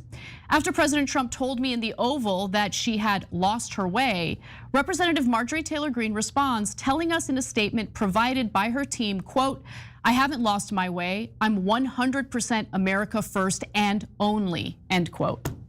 Yeah. I love it. So on the foreign policy stuff, not only all the things that Anna said, but also we're bombing Venezuela. We've moved half our fleet off their coast and we're threatening. Dude, let's go. Dude, Anna loves it. All right, let's get in here. Cenk, Ugher, what do we got? We're going to skip ahead. See what we got anything And not get interesting? into the weeds of which al-Qaeda guy and how many wars, all of these things. Number one, on a big scale picture, foreign policy versus domestic policy. Most Trump voters would say, focus on domestic policy. So they would agree with Marjorie Taylor Greene and not get into the weeds of which al-Qaeda guy and how many wars should we start, et cetera. They didn't agree with anything Trump is saying on that stuff during the campaign, right? So they agreed with Trump in the campaign, who was saying the exact opposite of what he's doing as president. So, okay, so now score one for Marjorie Greene on the big issue. Smaller issues, one by one. Epstein files. Marjorie Taylor Greene says, release them. Trump says they're a Democratic hoax and never existed. Score 18 for Marjorie Taylor Greene when it comes to Dude, he loves Marjorie Taylor Greene, guys. Trump voters. Look at him. Right. His administration helped move Ghislaine Maxwell to the Club Med of prisons just to ensure that she didn't leak anything that might make the president look bad. We're gonna try to get to that story later in the show. I mean, they're giving her like luxury meals now. Like that, it's crazy, guys. They're letting her play with puppies. Dude, we know, Anna. What do we got? Final thoughts? Is there a final thought here? That they don't want their premiums doubled. Of course, but now critical is, and this is where we're gonna find out what happens to Trump voters in a way that like no one is really focusing on. Because now she's gone over to domestic policy, and since she's not taking the corporate PAC money, she's now going, wait, why are we in favor of doubling the premiums? Mm-hmm. She's like, I'm hearing every day from my voters that they don't want their premiums doubled. Of course, who would want their premiums doubled? Who would be that stupid and maniacal? Oh yeah, the corporations aren't making enough money. Double my premiums so I can't afford it and my kids die when I don't have insurance. Dude, yeah, this TYT segment is sponsored by Chapter. Yeah, brought to you by Peter Thiel. Thank you guys for your progressive politics. All right, sorry, Chinky, you guys are boring. I fucking can't watch anymore, Cenk. Dude, we gotta watch Trump and Erika Kirk, guys. Okay? What is going on with Trump and Erika Kirk, boss? Okay? Like, what is going on, boss? Okay? This is so weird. I know this is from days ago, but there is some weirdness here going on where, dude, Erika, I mean, dude, Erika Kirk, she feels like she's having a trauma experience. You know what I'm saying? Like, I don't know what's going on with her, but she's obviously behaving really weird. She's behaving very strange. You know, just the crying with the casket, and that was weird, right? And then the defiance, like, you have no idea what you built. And then she's on the podcast laughing with all the guys. And then she's like the pyrotechnics, and, you know, Trump is like feeling her up. And then she's like the leather pants and, like, you know, trying to stick her tongue down JD's throat, grabbing the back of his neck. And now Trump is just inviting her wherever. Right? Remember the video of her with the Presidential Medal of Freedom where she goes into the TPUSA? She went into the TPUSA offices with the Medal of Freedom and a camera and was like, hey guys, you want to come see Charlie's Medal of Freedom? Come over and touch it. And she's like filming the employees. That's weird, guys. If you are grieving, you're not filming yourself. Okay, filming yourself is not grieving. Okay, grieving it's like charity. If you're filming yourself doing charity like Mr. Beast, you're not doing charity. You're grifting. Okay, you are now like using charity as a tool to acquire more money and power. Okay, charity and grieving happen not in front of a camera. Okay, you may at some point be in front of a camera and something may come out where you grieve and you show the depth of your grief in front of the camera, right? If you're a public figure, you do an interview, something comes up, you have a moment, but she is literally going on camera and doing everything but grieving, right? She's doing this, bro. Right? Oh, yeah. And then every time she does it, there's like gold and diamond encrusted rings, like she's making a goddamn rap album, right? Right? Erika, Charlie, Kirk, Erika, right? You know what I'm saying?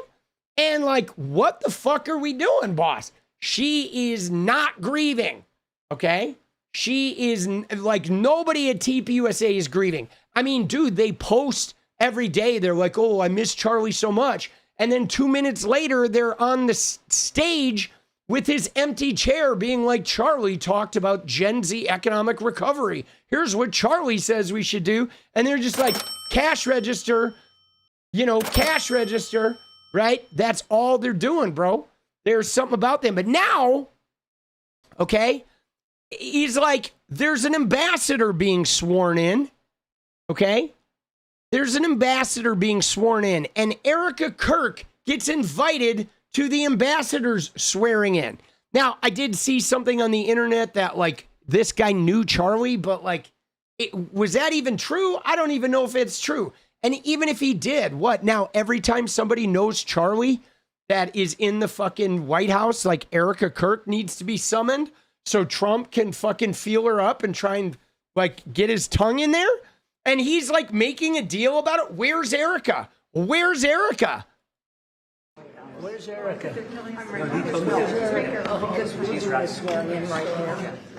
Just so your name is Dude, like, first off, when he's like, where's Erika? Where's Erika? It's like, Trump, you're in a room.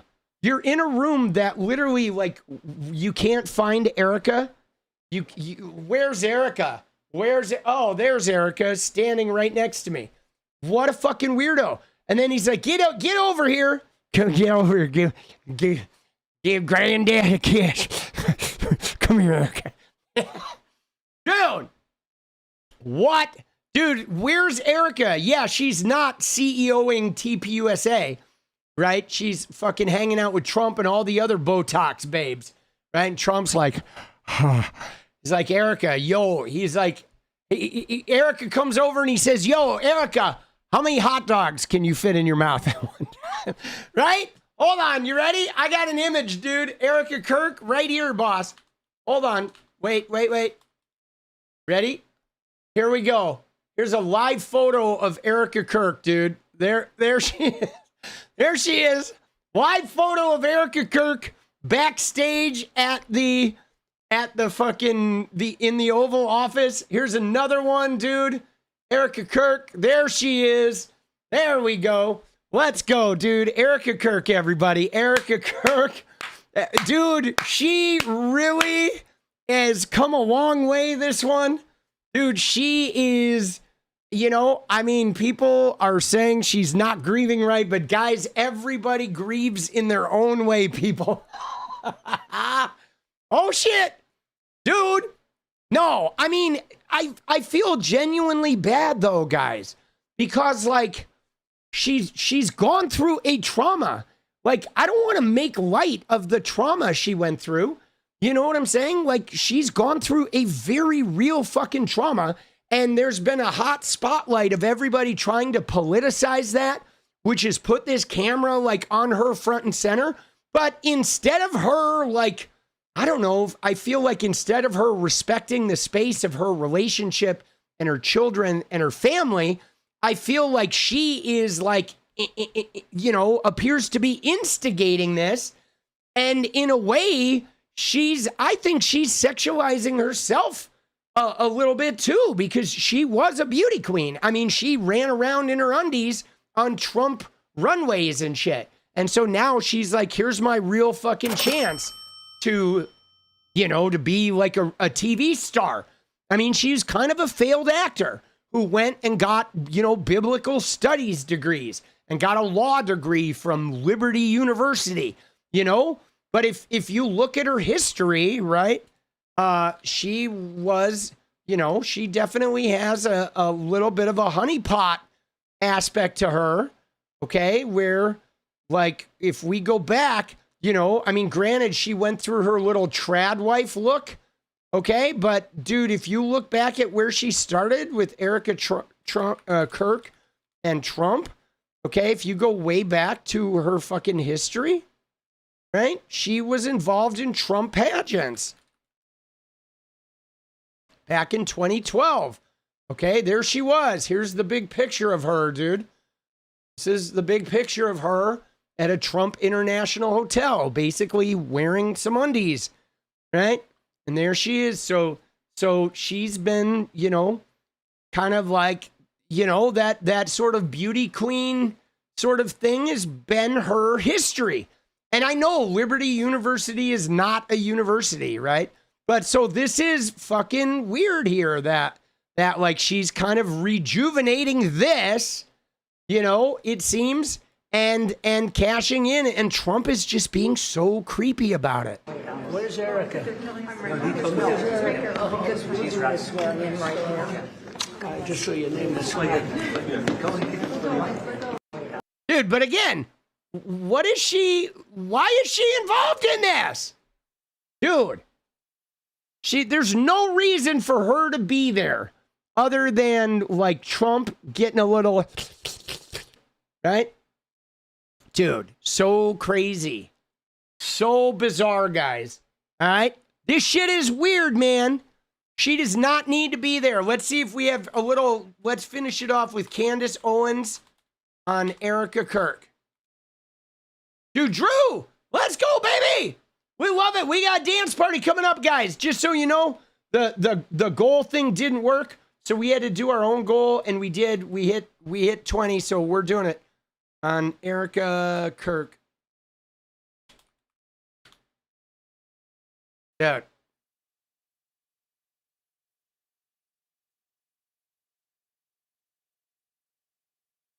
Oh, shit, bro. Oh, no, dude. Erika Kirk has followed Candace Owens on Instagram. Look out. Dude, what is this picture of Candace Owens? Is this from like 15 years ago?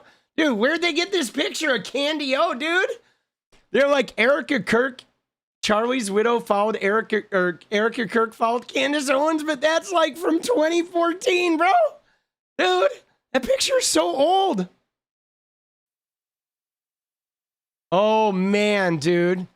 Dude, look at this, though. Candace Owens fans continue to put a target on Erika Kirk. Demonic. Leave Erika alone. This shady bitch is just annoying me at this point. Dude, so Candace's fans, though, are out for blood, bro. Oh, man. See, here's what I always thought, guys. I'm telling you, I'm going to say this again. I don't know, dude. I thought Charlie Kirk was closer to Candace Owens than he was to Erika Kirk. Erika Kirk felt like a business partner, okay? I mean, think about it, okay? Charlie was like a dropout. Erika Kirk has multiple degrees. Her mom has multiple degrees, okay? Charlie was like, wanted to be the influencer, rock and roll lifestyle. Erika Kirk is like a Trump beauty pageant, fucking ultra conservative Christian. Like Erika Kirk is like deeply evangelical fucking weirdo. You know what I mean? Like she wakes up and like blots her eyes and then drinks a Bible for breakfast. And then it's like, oh, I'm going to go help the children. Oh, well, you want my gold and diamond rings? I'm a Calvinist, right? Like, you know, where's the camera? Put me in front of a camera so I can go summon the spirit of the Lord through diamonds. Okay? Like, they're like, I don't know, dude. Charlie Kirk is like a goofy, awkward guy who wanted to be a rock star and ended up like, you know, going and becoming the king of like frat boys. Okay? And I feel like, dude, like she was like some sort of like honeypot thing, you know, and 𝗙lie and Candace like blew up together. You know what I mean? Right? They did. They blew up together. They were both like seriously came up together. You know, I mean, there's no way though that Charlie Kirk, let's be honest, running TPUSA, okay, and with the donors, the evangelical billionaires that fund that shit, the hardcore Heritage Foundation, like crazy Zionist people, there's no way Charlie could have been married to a black woman, boss. There's no fucking way, bro. No way. A black woman with a mouth like Candace's, conspiracy theorist, like shit starter. No way. Charlie Kirk, in order to get that billionaire evangelical dollar, he had to be with a deeply pious, devout, Christian, moneyed woman, a Calvinist woman. Okay. And if you look at Erika Kirk, right? Like this is her back in the day, but look at this. Look at the way she was when she dated Charlie before he died. Look at her. Okay. I mean, dude, this, guys.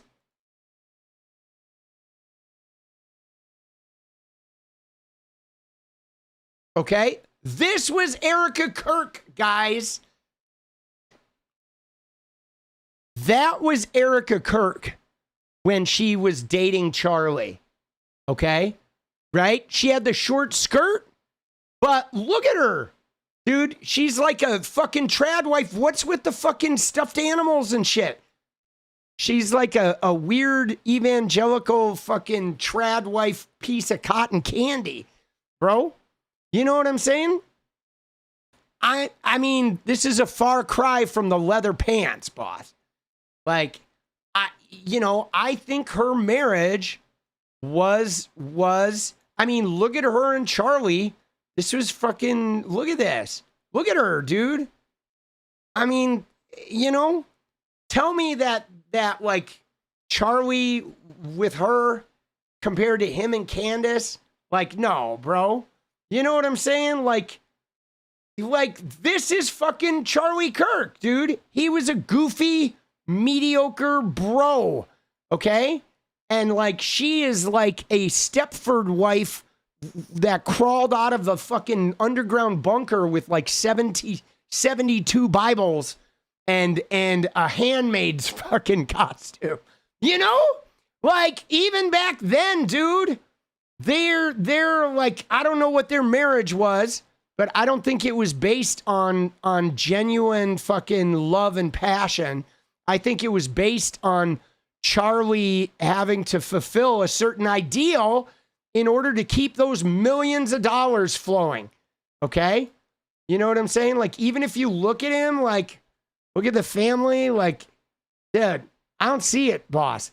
I have never seen a picture, even when you look at him, the videos of him and his kids, where he's talking to his daughter about like politics or some shit. Dude, he looks so awkward. He looks like he's talking to somebody else's kids. Like he is, like he's talking to, you know what I'm saying? Like, I don't think he was even leading the life he wanted to lead, dude. Like, I don't know, man. They just look very, very fucking different, bro. Okay? All of their shit, very, very different. You know? But now I can absolutely see her with JD Vance, right? Right? Don't you think? Can't you see her and JD? Oh, that shit I could fucking see, boss. Right? Where she's just, you know what I'm saying? Where she's just a prop.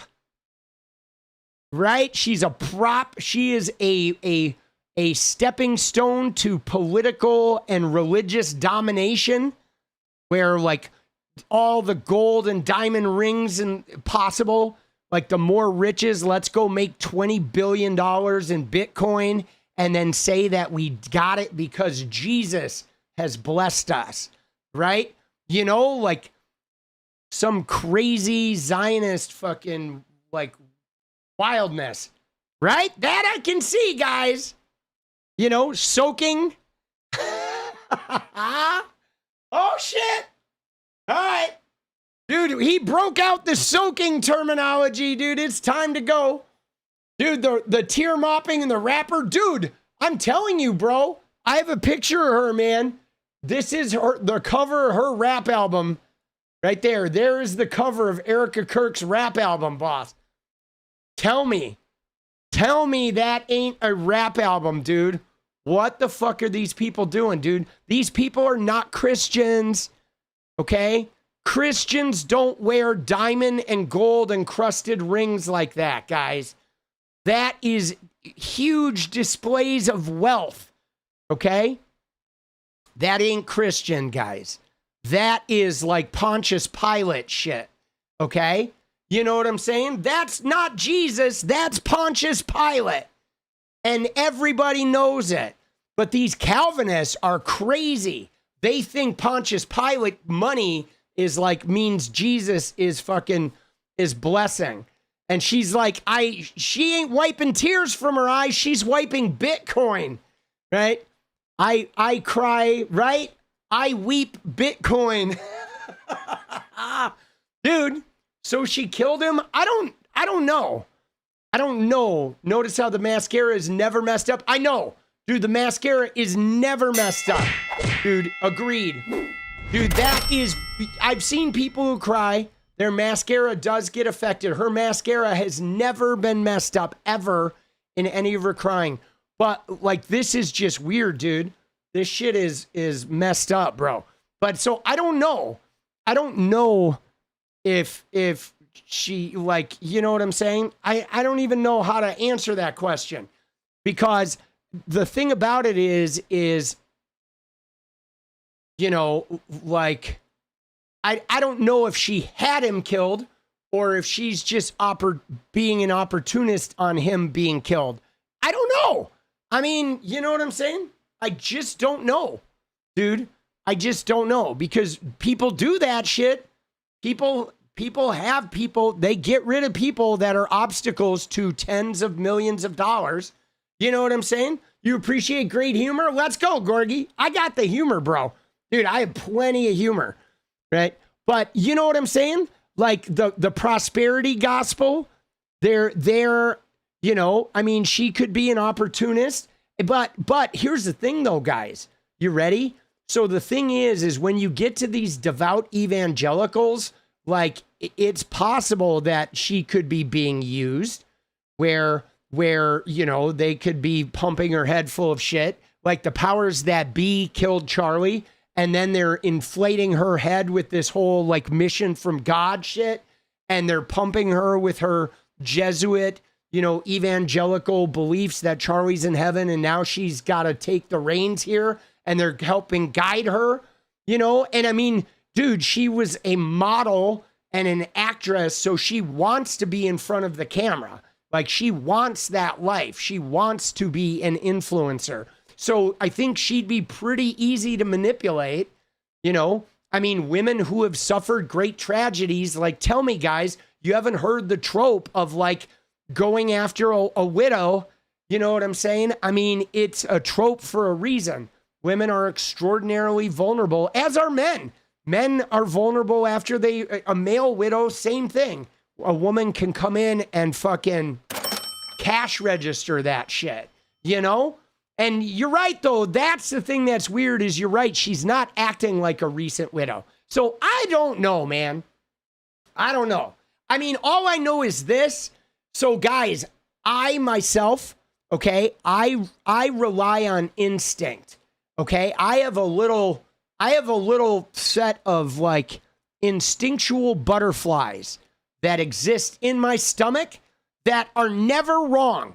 Okay, they go off when somebody's trying to take advantage of me, when someone's trying to give me a raw deal, when other people are abusers and they're acting like I should be able to trust them. And let me tell you, man, when I watch her, my butterflies are like, something is not right. Something with this woman is fraudulent, deeply fraudulent, doesn't add up. Something about her is play acting, and is doing it in a Machiavellian sort of fucking way where, like, I don't know, she seems dangerous, really. Like, dangerous. Like, her and 𝗙PUSA, like, they're dangerous. There's something going on. Like, you know what I'm saying? That is not a grieving widow. There is something going on that is, like, feels mafia type shit, you know? And that's why, I don't know, dude. You know, I don't know, but it's definitely fucked up. And on that note, though, guys, it's dance party time, guys. I can't hang out with you guys forever. It is time to dance. All right?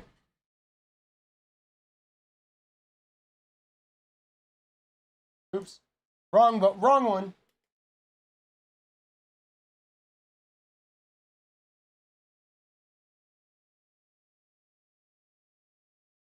All right. Let's go.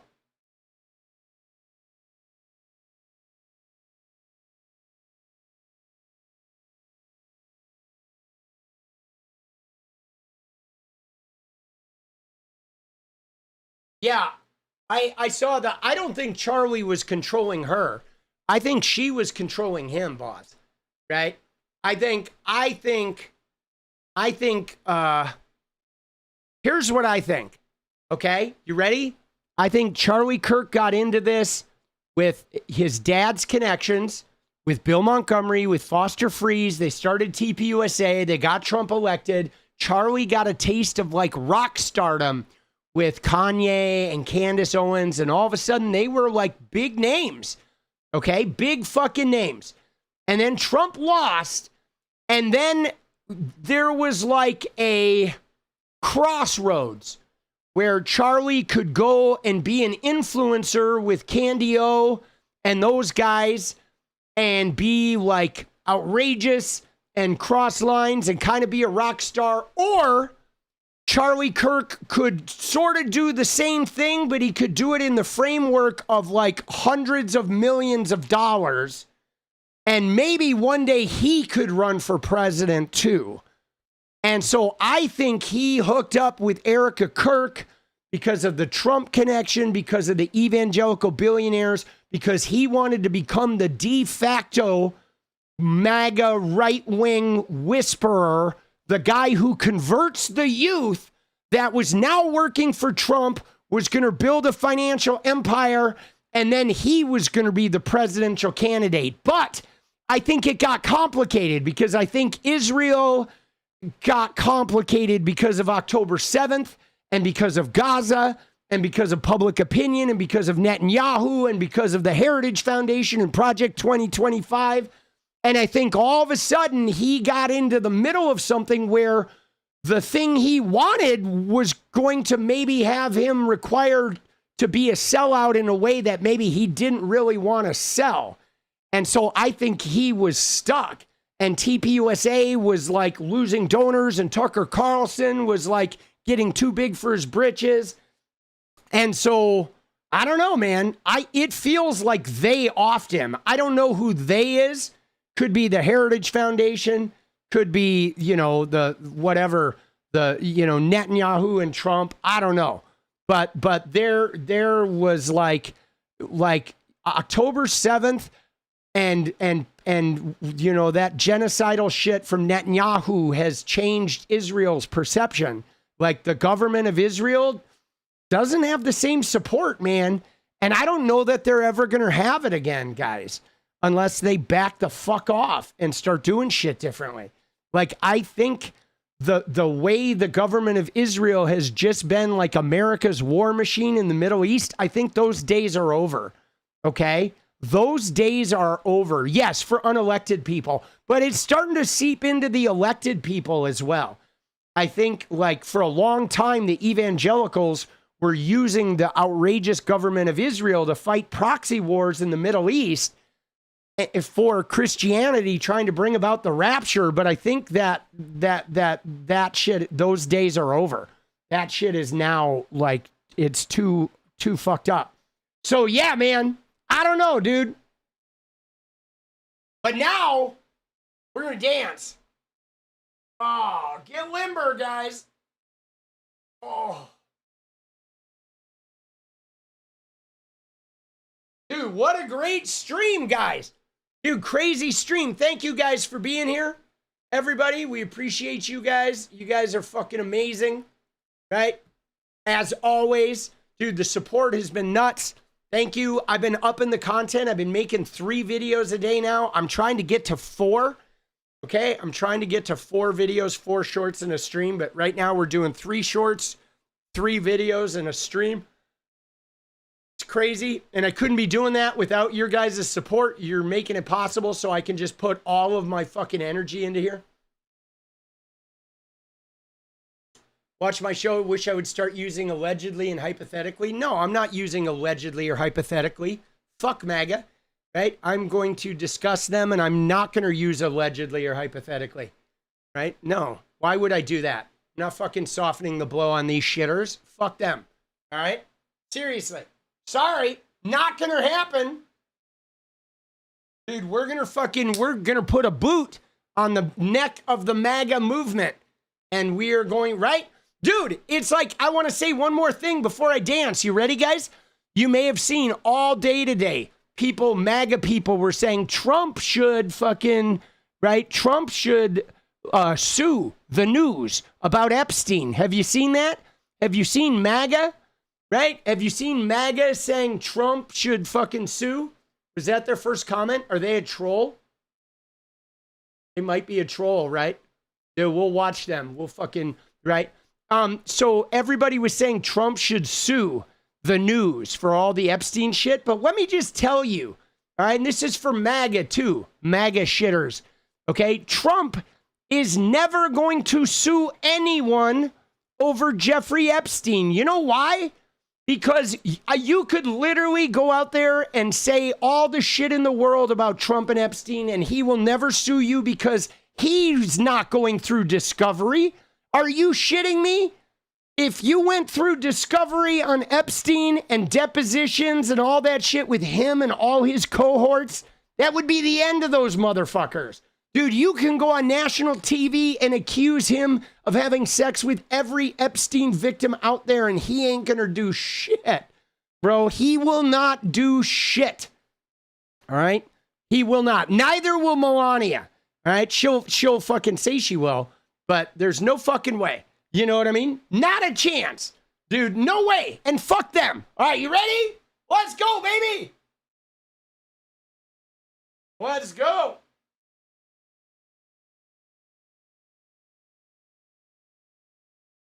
Dude, bone spurs. Dude, Trump is a cuck. Don't forget it.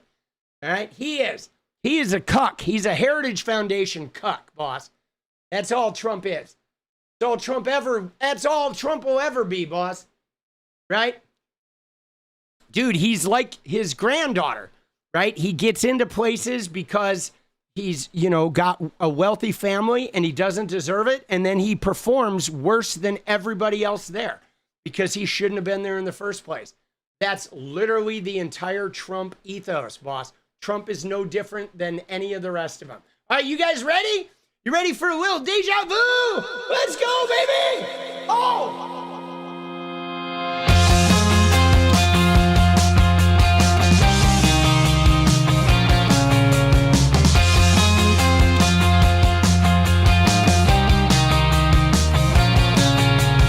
Got a lot of choices. I got a lot of ways that I can go. I hear a lot of voices. They have a lot to say, but I don't know. Been here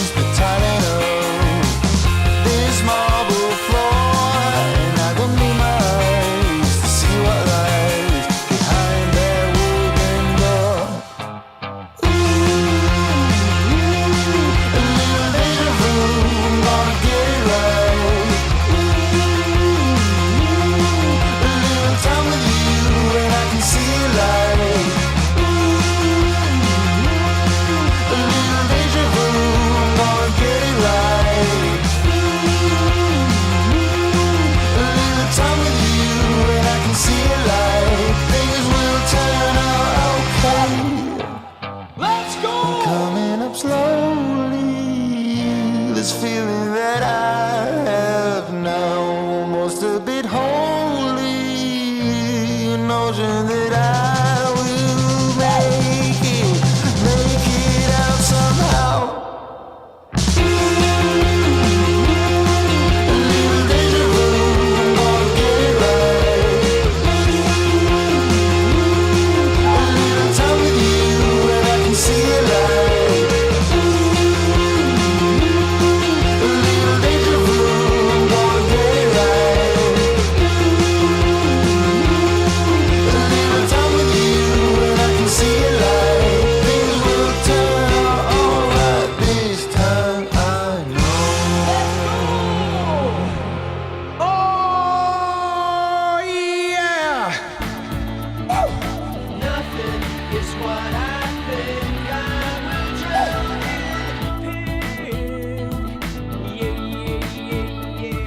Shit, dude.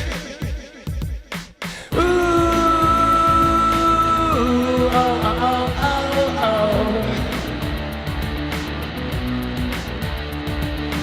Ooh, oh, oh, oh, oh. Ooh, oh, oh, oh, oh. Dude, yeah, tonight was fun, guys.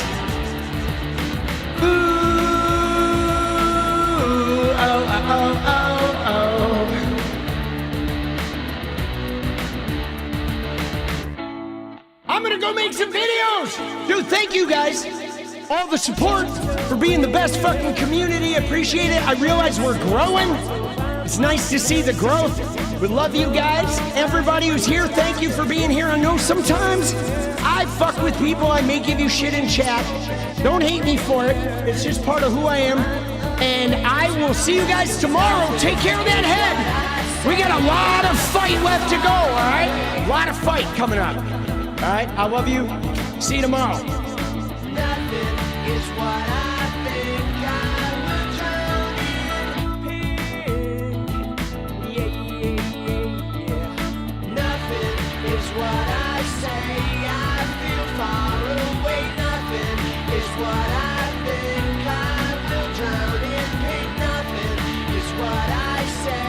I feel far away. Nothing is what I think. Nothing is what I think. Yeah, yeah, yeah, yeah. 'Cause I will drown in pink. Oh, oh, oh, oh.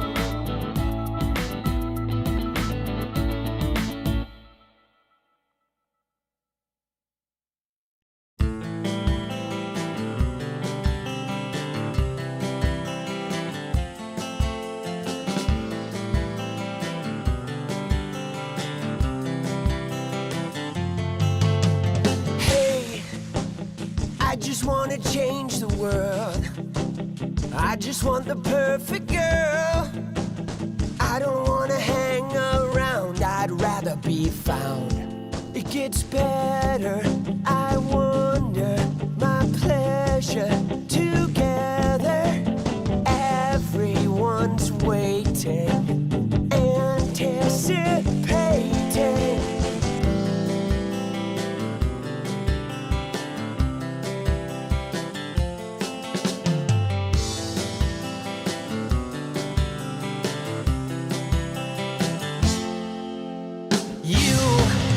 I will never be alone again. I'm immune to the things they said. My heart's unbreaking. You're radiant truth. I know that you will understand because I finally found myself. My heart's unbreaking. You're radiant. Hey, I just wanna change the world, but I'm not gonna wait my turn. I don't ever want to come down, I'd rather be found. It gets better, I wonder, my pleasure together. Everyone's waiting,